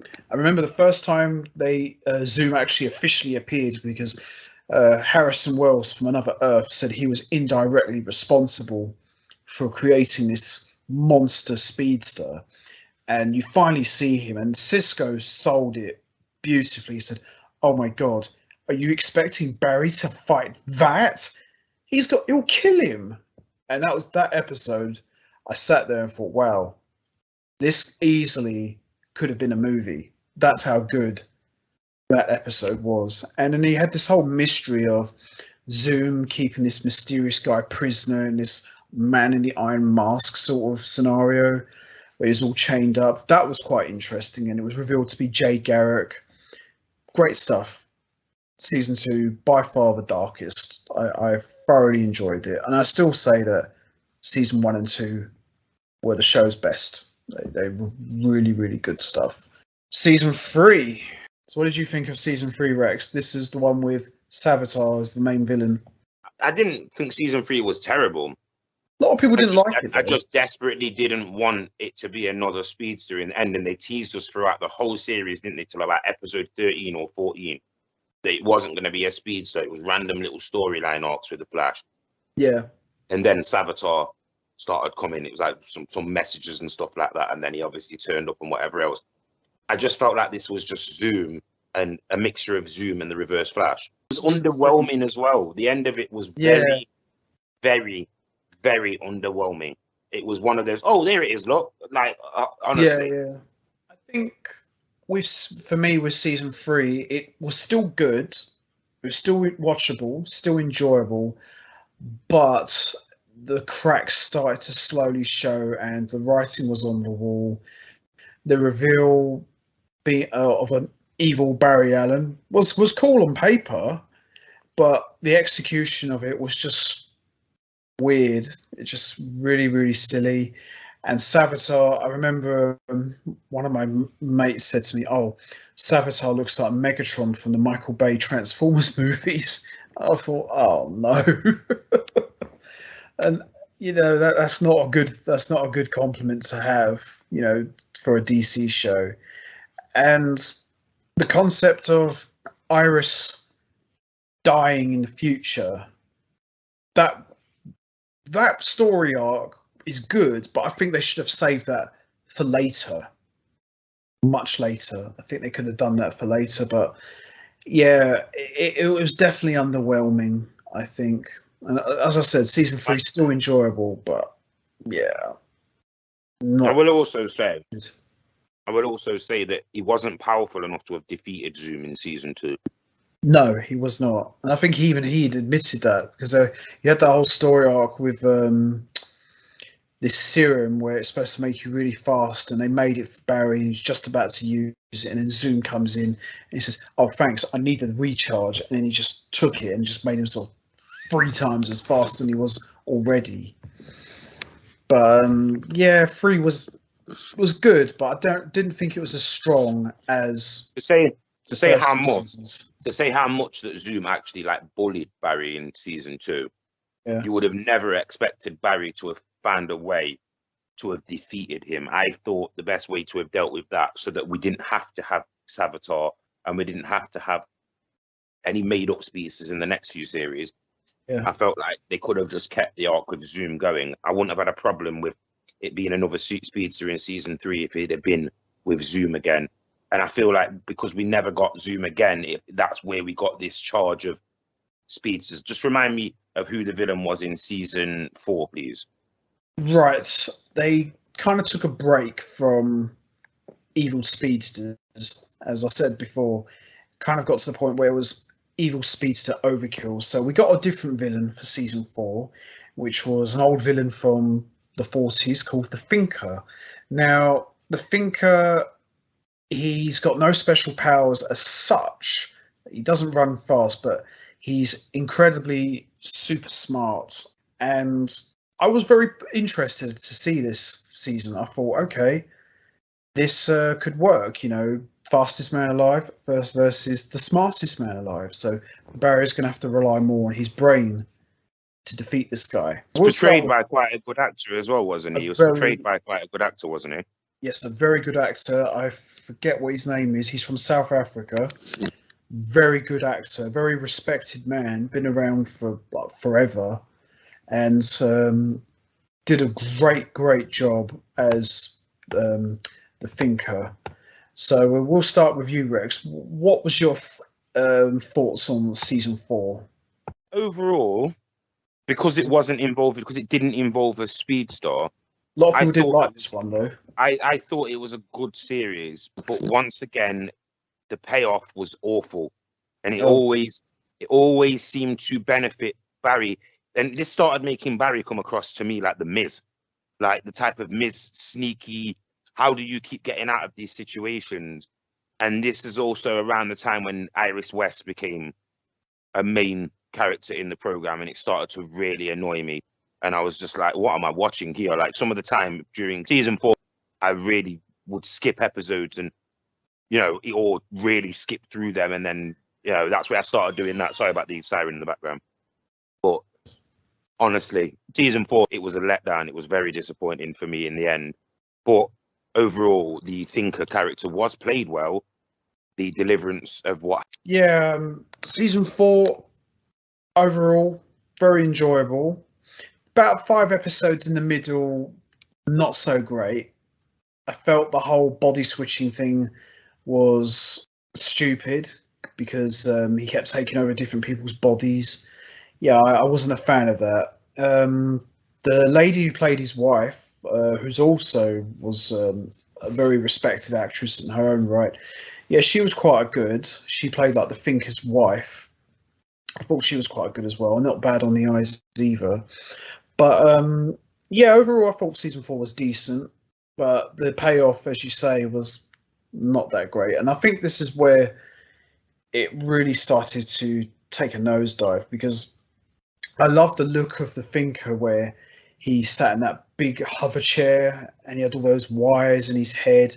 I thought, wow, he almost looks like Brainiac for a second. If he just painted his face dark green, he'd look like Brainiac. Yeah, I thought it was Brainiac at first, and I thought that it was going to be a very, very menacing version of whatever this character was. And it just turned out that he was just, like slimy. It was just, I don't really know how to explain this, but I suppose in a way it was clever because he was the one character that could play on Barry's insecurities and the things that actually, even if he was the Flash, it would still hinder him because of, obviously, like I say, his insecurities, etc. So I suppose that this guy could, and he knew things about Barry. He knew how to manipulate him and manipulate his mind. Obviously, with him being the thinker, he could get inside of people's heads and brains. But yeah, the payoff, it's hard to look back positively on some of these things when you know the payoff was meh. Exactly. Yeah, I mean, when I first saw the thinker and he was in that chair and he had all those wiring, and I thought, wow, we're really going for a dark, menacing season. He looked menacing, yeah, he did look menacing at first. Really, really scary. I mean, he looked like, I don't want to say this in a derogatory term, but I'm going to say this in the nicest way possible. He kind of looked like a cross between Brainiac and Lord Zed, a little bit. But yeah, I'd agree. He did come across as a bit of a Lord Zed, except his brain wasn't sticking out like his Lord Zed. Like, yeah, that's what I mean. Lord Zed for a kids program was a menacing character when you think about it. Very menacing, yeah. But I thought the look, I thought, okay, it's a bit over the top, but I thought this could actually be very dark. I thought this could be maybe darker than season 2 with Zoom. But yeah, no, it just, the execution at the end, not so great. But I did like his introduction where his wife asks him, so what conclusion have you come to about the Flash? And you just see him sitting there saying, I'm thinking. And that's how it ended. I thought that was a very cool introduction. But aside from that, yeah, the payoff at the end wasn't great. But I did like the story arc where the Thinker got Barry Allen framed. I thought that was quite a good story arc. I thought that could have dragged on for a bit longer. And now we come to season 5, a season that a lot of people consider to be very, very bad. Now, season 5, you had Cicada as the main villain. You had 2 people portrayed Cicada, and then in the background you had the Reverse Flash. So we'll start with you, Rex. What did you think of season 5? What I remember from season 5 was there was a purple female speedster. I believe it's been a while since I've seen season 5. Short-haired speedster. She was purple. Yeah. Yes, I remember now. But she died, didn't she? Yeah, and because they brought in another speedster, and I won't lie, it just mentally, this is what trapped me in the thing of I'll catch up later. And I started watching The Flash months and months and months and months after. Season 5, it was obviously the whole Iris West Allen. They're the 3 words, the most poisonous 3 words in the Flash series. It's where she became like even more central than the Flash himself. There was a massive overload of characters in this series as well, if I'm not wrong. Like, they introduced loads of different people into this series. Is this the series where we already got Wally West at this point, or is this the series where we got Wally West? No, Wally West already appeared much earlier. So is this where we got Wally and Jessie as well? I think the Wally and Jessie thing was pretty much done by this point. There was something anyway that started to get me to the point where it was like, right, let's see. And then the purple speedster. And if I'm not wrong, this is where the Crisis on Infinite Earth started, isn't it? In these series, is this where that started, or had that already been a thing before this? Or what was it? What was it called before it was Crisis on Infinite Earth? Crisis on Infinite Earths was hinted. The Crisis had been hinted all throughout the Flash. It was the whole big build-up from the first episode back in season 1 was Barry Allen was supposed to disappear in this mysterious crisis after his final battle with the Reverse Flash. So they was already building that up. But the Crisis thing hadn't kicked off till around about season 6. But I think around about 5, they were starting to lay down the groundwork for that to happen. So they were starting to really build up for that. Yeah, it makes sense. It makes sense that that's what's in my mind, because I'm sure that this is where I started to get that real feel of this. Some of these series are too long. They're delaying things too long. What are they waiting for?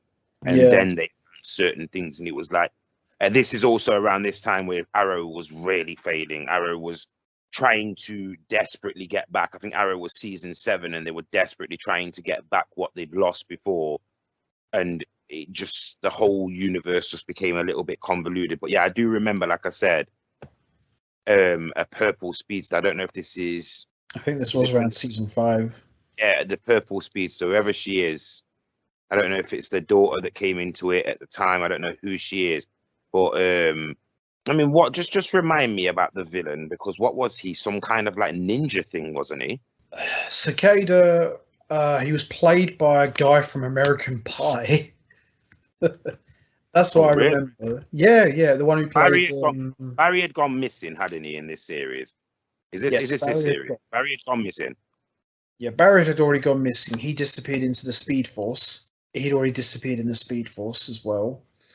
I think this all came about post Flashpoint, because they did Flashpoint at the beginning of season 3, which totally bombed. It lasted 2 episodes. Really dropped the bomb hard on that. I'm trying to remember. Cicada had this dagger. That was the thing about it. He had this dagger, and I'm just trying to remember. Wasn't it shaped like the Flash's emblem? Yeah. I remember him now. But he was like a ninja thing. Yeah, he was like a ninja. And I swear, I'm not even joking. I swear this is where Wally West and Jessie were in this series. I believe they made even got that overload of speedster thing. There was the purple speedster. There was Wally West. There was Jessie Quick. And then there was the Flash. And I was like, what are the chances that we're going to get a speedster as the villain? Yeah. But then He it was like a was actually serial someone killer. different. He was like a serial killer, Cicada. He was going around killing all metahumans. Yes, yeah, I remember that. Yeah, and I'm sure he was like he looked a bit like a Mortal Kombat character.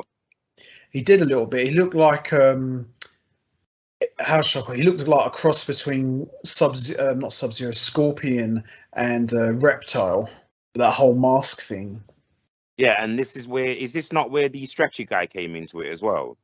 Who elongated man came in season 4. Oh, so he'd already come into it. Yeah, he was already in season 5 by that point. I think they made him a full-time character. That's what I'm saying. Had he come into it as a full-time character, or was this when he came into it as a full-time character?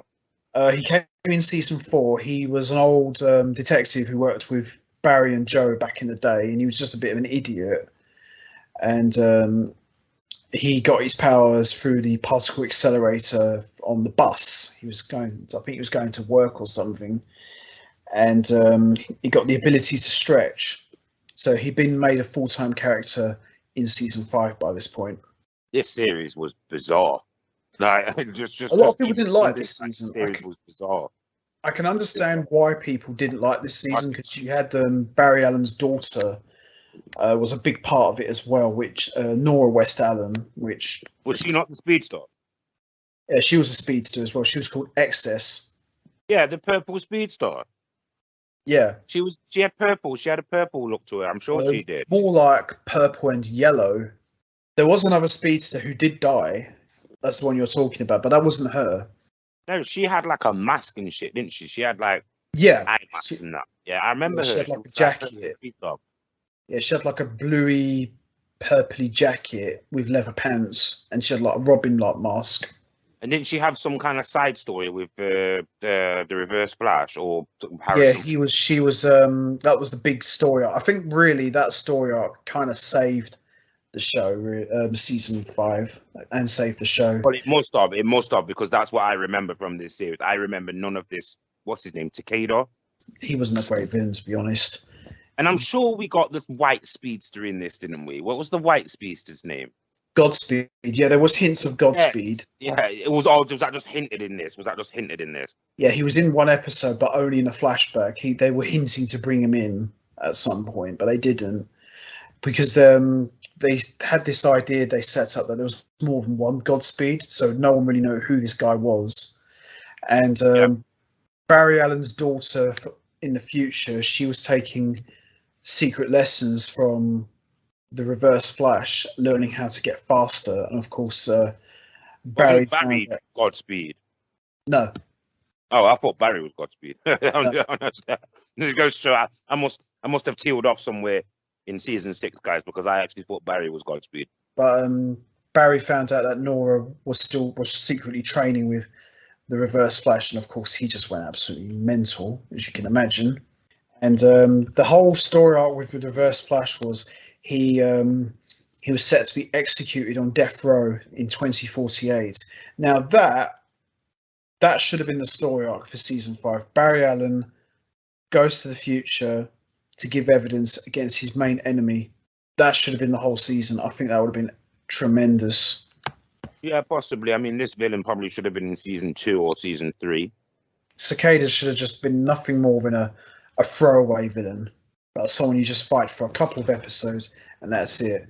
But a lot of fans didn't like season 5 at all.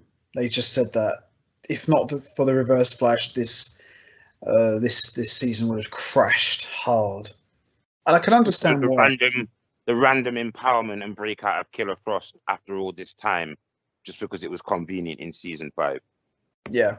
So we move on to season 6, and this is pretty much the crisis side of things. But the first half of season 6, the main villain was a villain called Bloodwork, who basically feeds on people's blood to get stronger, kind of like a vampire sort of parasite.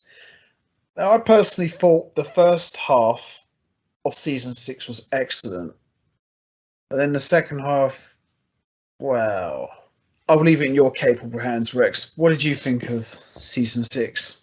Awful, absolutely awful. This is where I actually did stop watching. I was like, no more. No more. I'm not catching up with this. I'm not going back and watching this. I am not bothered. I'm not invested in this anymore. I cannot stand these characters. Like, just give me a recap into Iris West Allen's portrayal in season 6, if you don't mind, because I'm gonna go absolutely berserk in about maybe a minute or two.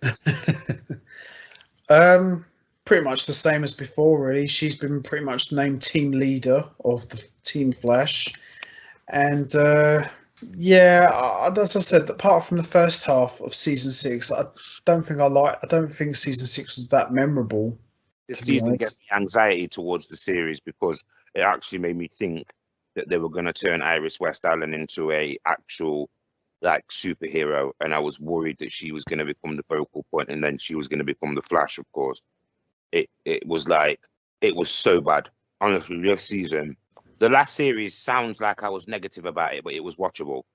This was where it did become unwatchable, and there was actually appearances from the Arrow in this, but by that time people didn't want to see Arrow no more, so certainly didn't want to see him in the Flash. Honestly, the running in circles things in this series, it felt like it was just one big time loop. That, I mean, we did get King Shark in this series, I will say that. That was good. I quite enjoyed that. And the 2 episodes. But once again, before you say that, once again, it was a throwaway character that was defeated real quickly, and then we never got to see him again, I don't think. I don't know. I think they did bring him back. Again. Yeah, I think he was utilized as like a help. He helped them in one episode. Yeah. So he came back one more time. I think he was brought back to fight Grodd. Yeah, I believe that's right. Yeah, that was quite a good episode actually. And the other 2 episodes I thought was quite good was a 2-parter where Bloodwork corrupted Barry, and corrupted the Speed Force. It was called The Last Temptation of Barry Allen, Part 1 and 2. Absolutely brilliant. There was a moment in that episode where, the Speed Force on one arm, and you had Bloodwork on the other, pulling in a tug of war, very similar to Spider-Man and Venom pulling in at Peter Parker in his nightmare. But season 6 was a bit of a hit and miss for me. I think this was the season. You had the Crisis on the Infinite Earth. Yeah, there was. Yes. I was just about to say there was the Beyonder or whatever the hell that guy's name was, wasn't there? Anti-Monitor. Yeah, that's his name, the Anti-Monitor. That made me nauseous. That whole thing did. Like, get rid of this guy. He came across like from the X-Men series. Is the character called Gladiator? No, there's the character called Gladiator. Yeah. I remember him. But he was portrayed like Apocalypse, like as in undefeatable. Like, why is no one messing with this guy? You can't show a power like this. And it was almost like it was all manipulation and control. I never knew whose side anyone was on. Remember what I've said? Whose side is he on? These series always have to come down to whose side is he or she on. And it got so confusing around about season 5, 6, and 7 in all of the series that it was like, well, whose side is anyone on? I don't even know if I should be even cheering on the Flash anymore. Yeah, I know. In this season, the main villain, I believe, was Mirror Master, but it was a female equivalent of Mirror Master. And we had another Wells introduced called Nash Wells. So Iris goes missing in the Mirrorverse, and we have like a mirror version of Iris appear. Yeah, the first half of the season 6, as I said, was good. New character came with the power. The young girl who had the power. The young girl, Allegra as well. The power. Allegra, yeah, that's the name. She comes in with the powers. Didn't care for Allegra. And the Not bad looking. Main focus of the Mirror Master character in this, of course, was Iris West Allen. Again. So I had to see flashbacks and cutaway scenes when I was on the edge and not wanting to watch because I'd already given up during season 5 towards the end. I was on the edge and they were feeding me with nonsense during the middle of this series with Iris West Allen being trapped inside of this mirror world. And then there was also the black guy, wasn't the Chester? He came into it as well. Yeah, they tried to make him like the new Cisco. Even though Cisco was still in the program. Even though Cisco was in this program. And I think I remember at one point in the series, you had an overlapping period where you had both Cisco and Chester together. Yeah, it was like It was weird. a bit like when they had Mr. Terrific, wasn't it? And Felicity working together. It was like, do we need two people that are clever, you know, computer savvy? It's not even just that. Do we need two characters who are pretty much a copycat of one another? Just don't really need it. And didn't we get an evil version of Iris West in this series as well? Yes, we did. That was the mirror version. Yeah, she took the real Iris's place. Didn't care for that. And she kind of looked like Terminator a bit. All her arms all turned into like blades. Yeah, that stuff was strange. Yeah. We haven't mentioned as well that there's the wife of Joe West Allen that came in about 2 series ago. Oh, Cecile. Who also became a metahuman and started doing the...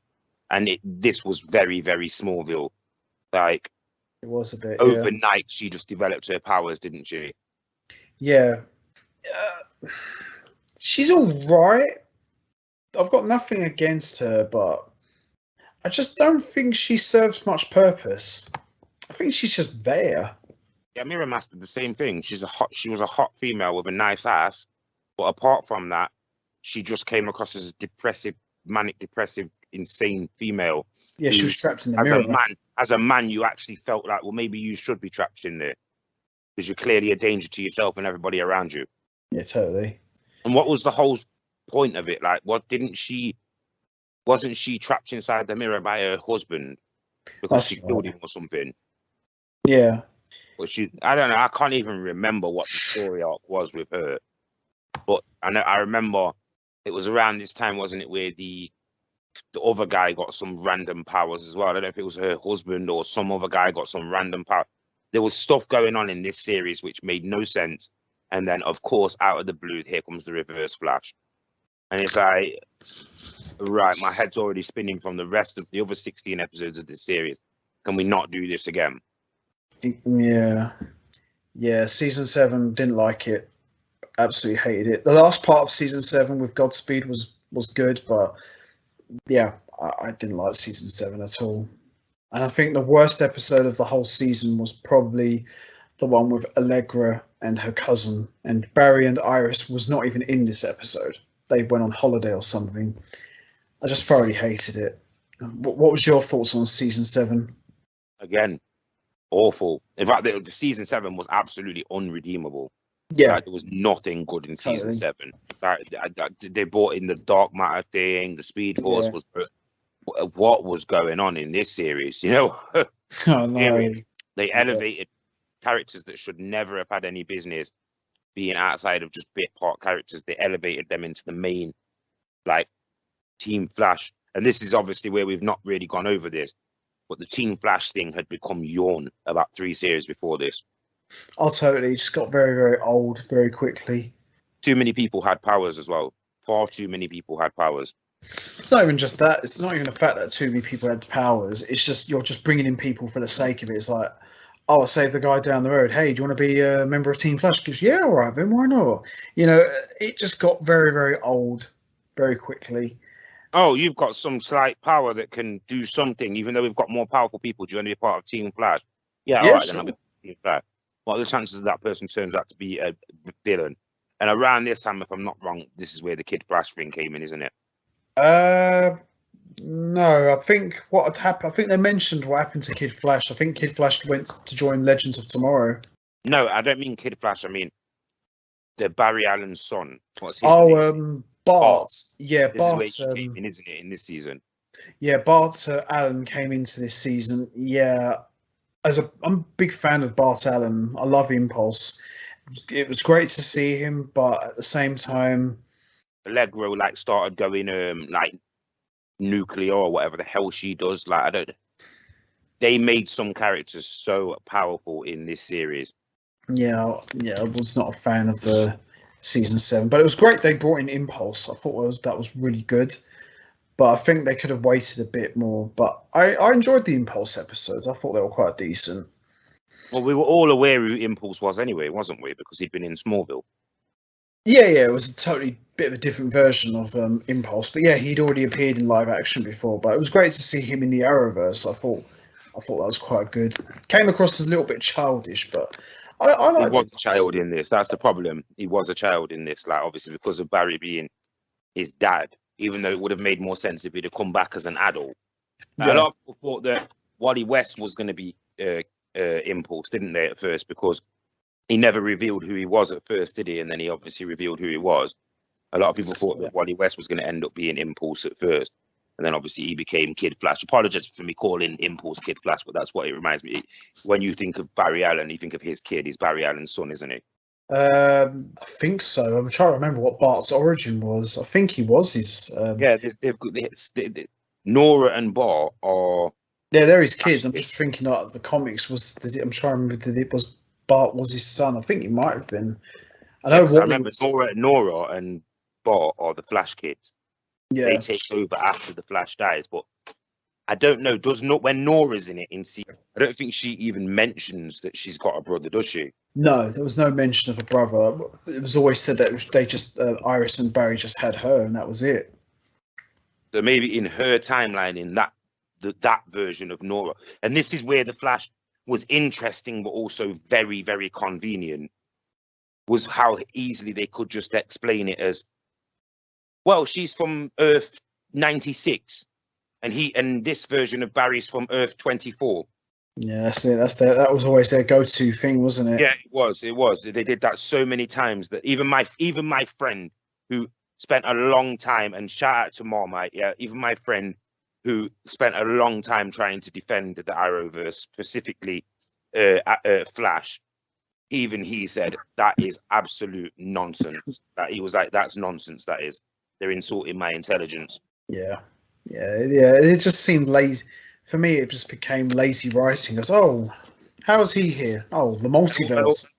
Also, another thing, they completely ruined Cisco for a short amount of time during this season, where I think he left by this point. Yeah, they made him the, like leather suit wearing or leather jacket wearing, thrown over your shoulder, confidently walking out of a nightclub type of guy with sunglasses on, and then all of a sudden, 2 minutes later, he'd be the Cisco, like the falling apart Cisco. They made Cisco completely emotionally unstable in this series as well, just accidentally. I don't know if they were going for that or whatever, but they made him like very, very emotionally unstable in this series, where you didn't know what type of Cisco you were going to get once the episode started. Yeah, that's true. Actually, yeah, they did kind of crap on his character a bit here in season 7. Shame, really, because Cisco actually was one of the best things about the show for a long, long time. Well, like I said earlier on about Caitlyn as well, they knew they missed the chance with Caitlyn. They missed the mark with Caitlyn's character in this. And then by the time that they brought her in, it was always these Crisis on Infinite Earths, different versions of Caitlyn that would then meet the real Caitlyn, and Caitlyn would get to see what Killer Frost was actually really capable of doing. And of course, she couldn't handle that because it would corrupt her and all this silliness. And it's like, oh, can we just stop the emotionally unstable version of Caitlyn Snow, and can we just get the really dangerous version of Killer Frost for the next 6 months? Yeah, that would have been a lot better, actually. You know what I mean? Where's Deathstroke? I mean, I know he went in this series, but that's going to be my go-to throughout these. What happened to the Arrowverse? No, Deathstroke. No, it's not a problem. Deathstroke's one of the best. Better for me. Nothing will ever be better than those Island flashback Deathstroke season 1, season 2, early season 3 Arrow episodes. You just will not get better than that for me. I don't think that the Arrowverse was ever better than that. And now we come to season 8. First 4 or 5 episodes, absolutely fantastic. Budget gone after that, rapidly downhill. I would say the Armageddon. But not overall bad. I would say the 5-part Armageddon special, excellent. Best thing the show has done in quite a while. Years. Best thing that Arrow has done in years. Really, really good. The idea of Barry Allen as the Reverse Flash and Eobard Thawne as the Flash and marrying Iris, that could have been a great Elseworlds for a whole season if they had gone down that way. They should have done. But aside from that little issue that I had, I thought the Armageddon 5-part special was tremendous. Series, when you think about it, that the only reason that you would even dare give this series anything over a 5 would be because of those first 5 episodes. Oh yeah, no, they were the best things they ever done by a Just mile. just remind me of the Armageddon thing. There was some character that came from a different universe at the end of season. He came at the end of season 7, didn't he? No, he just showed up in season 8. Okay, but they Um, did tell you that there was going to be a 5-part, yeah, like it was almost already standalone. told. We was already told that we was going to get a 5-part special, and they were kind of going to go down this kind of like a Brave and the Bold sort of path. Like each episode, Barry would team up with someone from the Arrowverse. So one episode would be Ray Palmer, aka the Atom. One episode would be Black Lightning. Another episode would be Supergirl's sister, Alex Danvers. Another episode would be Mia Smoke. So each episode would have a different hero from the Arrowverse. I thought, okay, this could be good because they've never done something like this before. And basically, what Armageddon was about was this villain called Despero. So he comes to the present, and he basically says, "I've come to stop Barry from ending the world." He's supposed to stop Barry from causing Armageddon. And Barry says, "Just give me time to stop this event from happening." And very good stuff. Very, very good stuff. I thought this was really good. The idea of Barry Allen possibly being the reason to cause the end of the world was very interesting. And I thought that for the first half made for a great season 8. And the 5-part special was absolutely brilliant. Loved it from start to finish. Well, what did you think of the 5-part Armageddon special? Yeah, I really enjoyed the start of the series. I thought it was great. But at the same time, why give us those 5 episodes at the start of the series, which were absolutely brilliant? You know, even it's weird because I know that there's that Geo or whatever his name is on YouTube, and he does the Flash socks and all this type of stuff now. And he did a video almost immediately what I was thinking at the time, which was, did the Flash Armageddon save the show?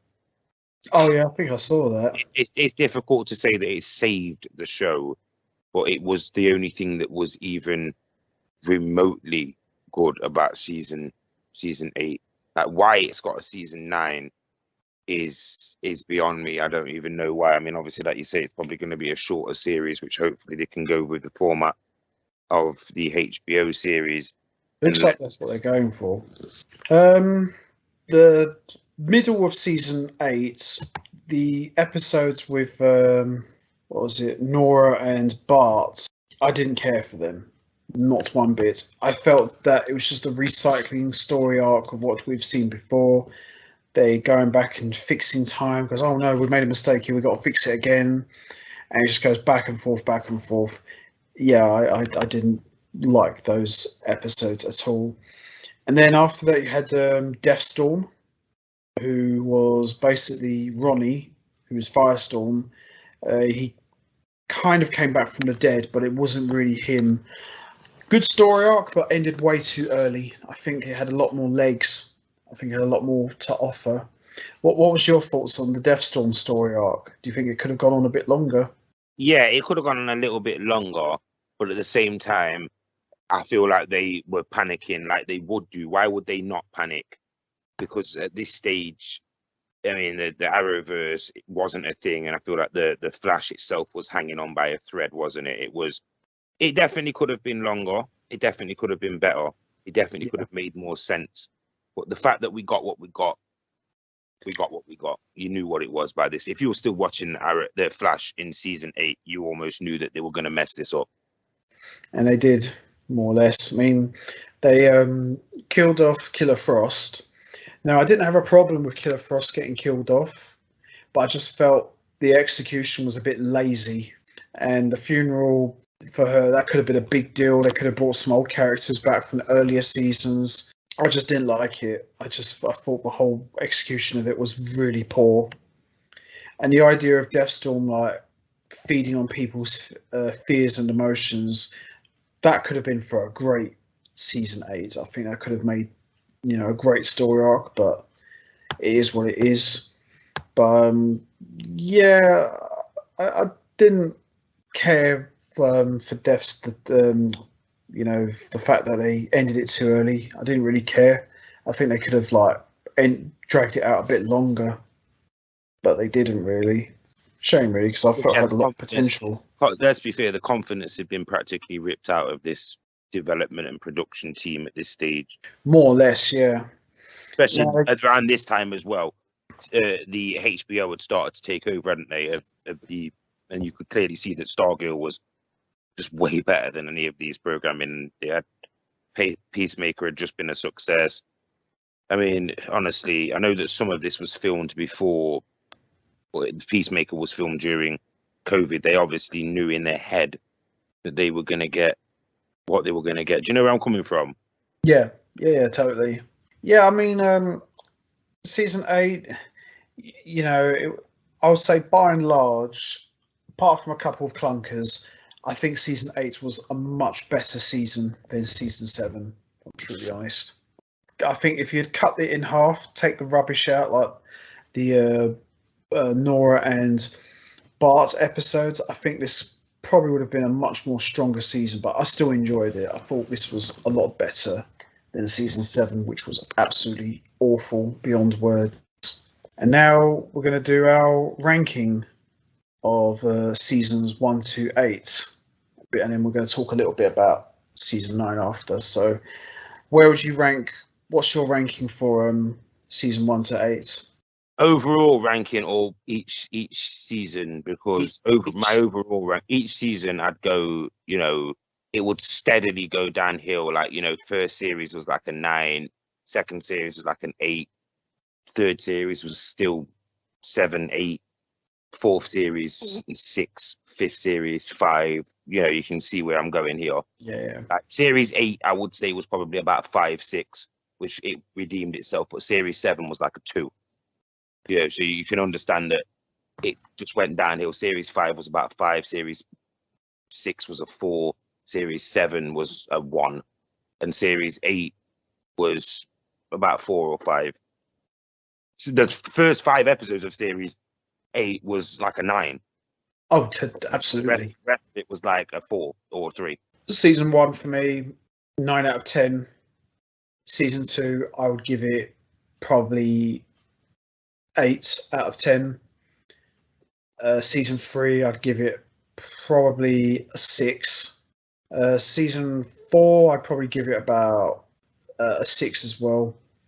Season 5, I'd probably give it a 4. I didn't really like season 5 that much. Season 6, about a 4 as well.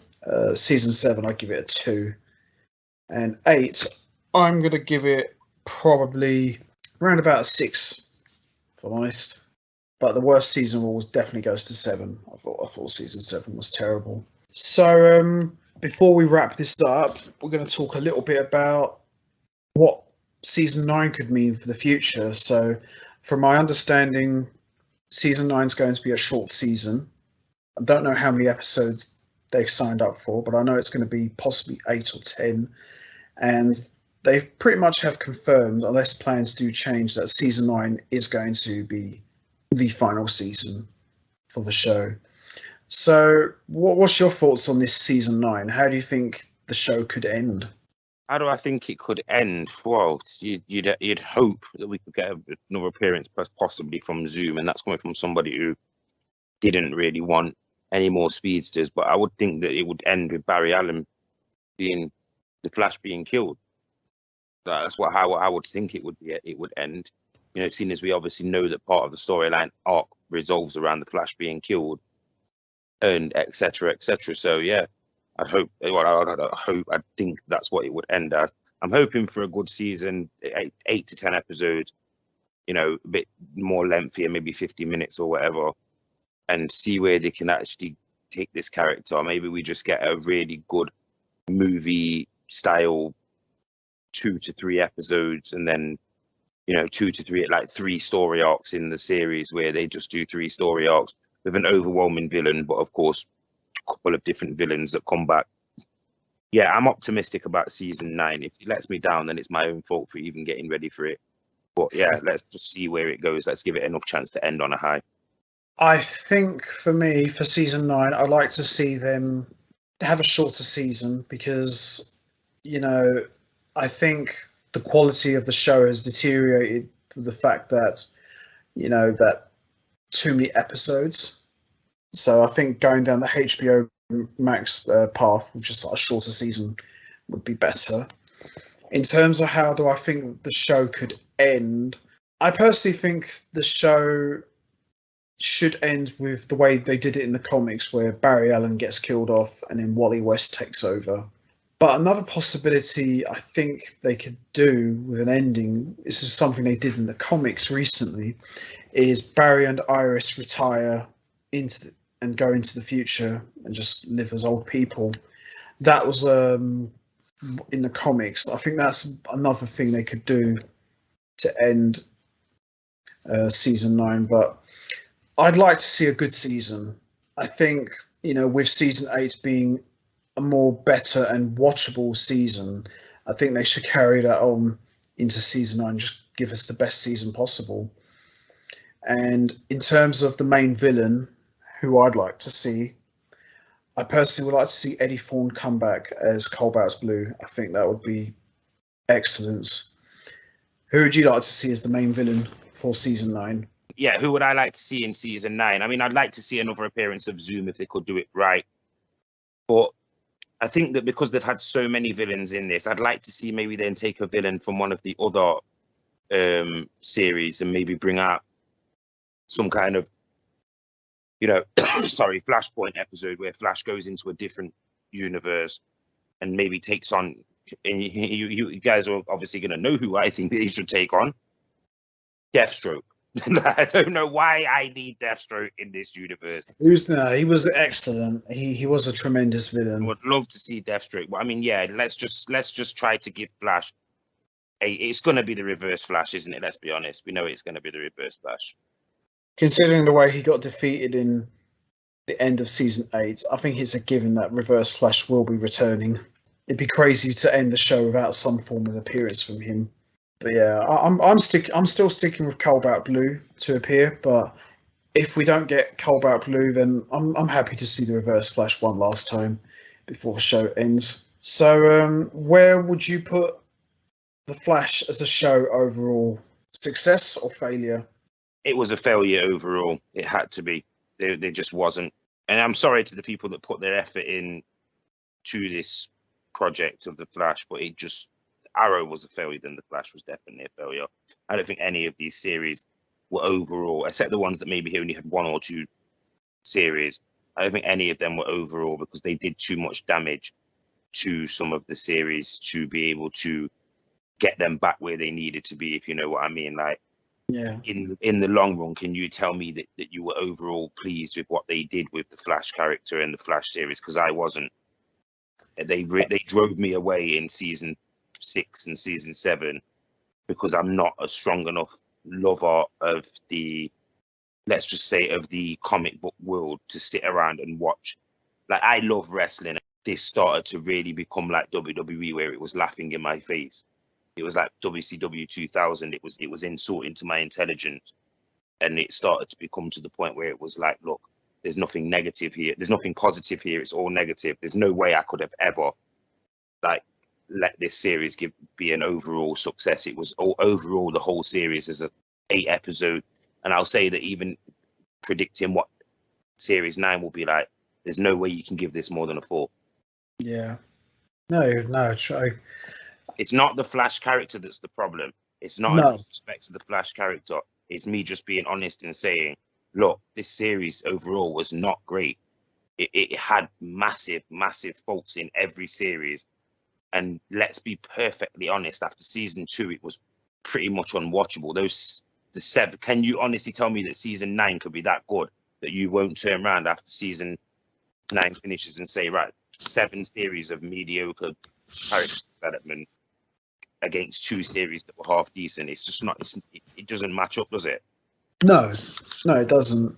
I'll be honest. I would say the Flash started very strong, but I think over the course of time, I would say that the show itself just started slowly falling apart. So, yeah, I would probably say it pains me to say it, but I'm just going to be honest here. I would say that, yeah, it's become a failure now.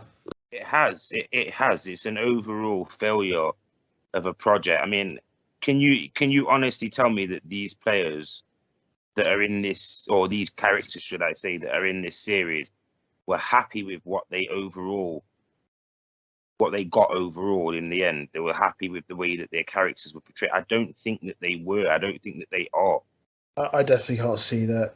I can't see them being happy. I think Caitlyn, come on, Caitlyn.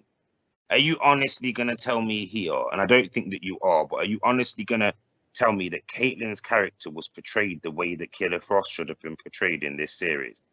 Oh, absolutely not. She could have been one of the biggest villains in this series, and she was an afterthought for the majority of it.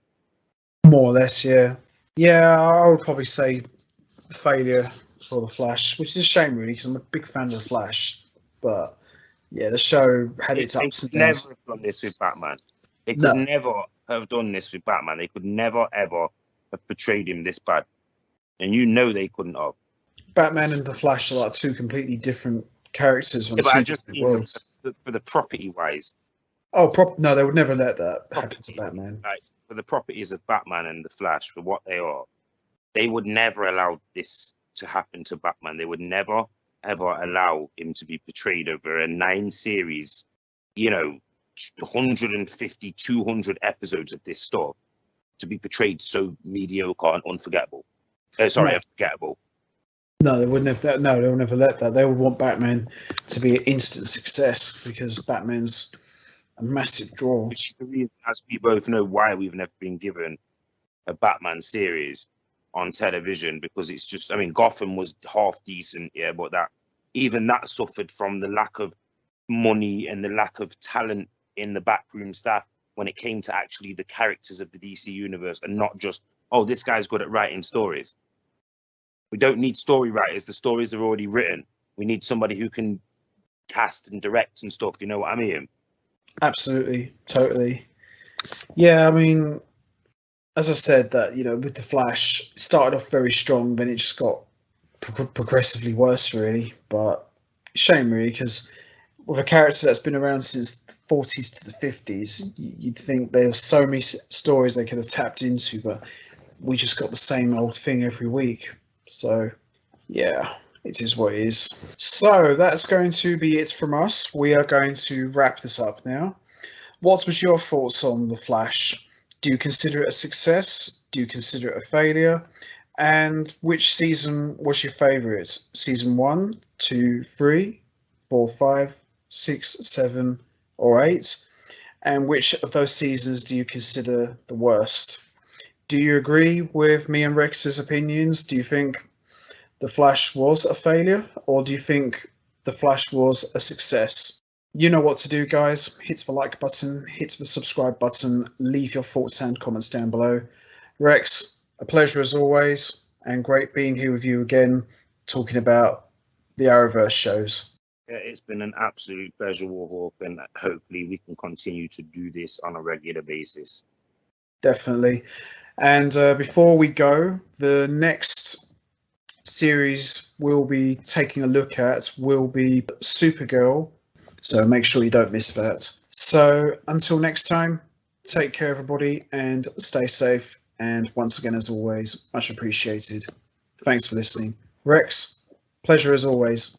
No, pleasure, guys. And, hopefully we can make this watchable, listenable. And obviously, I don't really care if people don't like the negativity. I just want to be real about this. And I'm happy that I can be real. So, yeah, stick around, guys, and you'll hear more. All right, guys. Bye for now.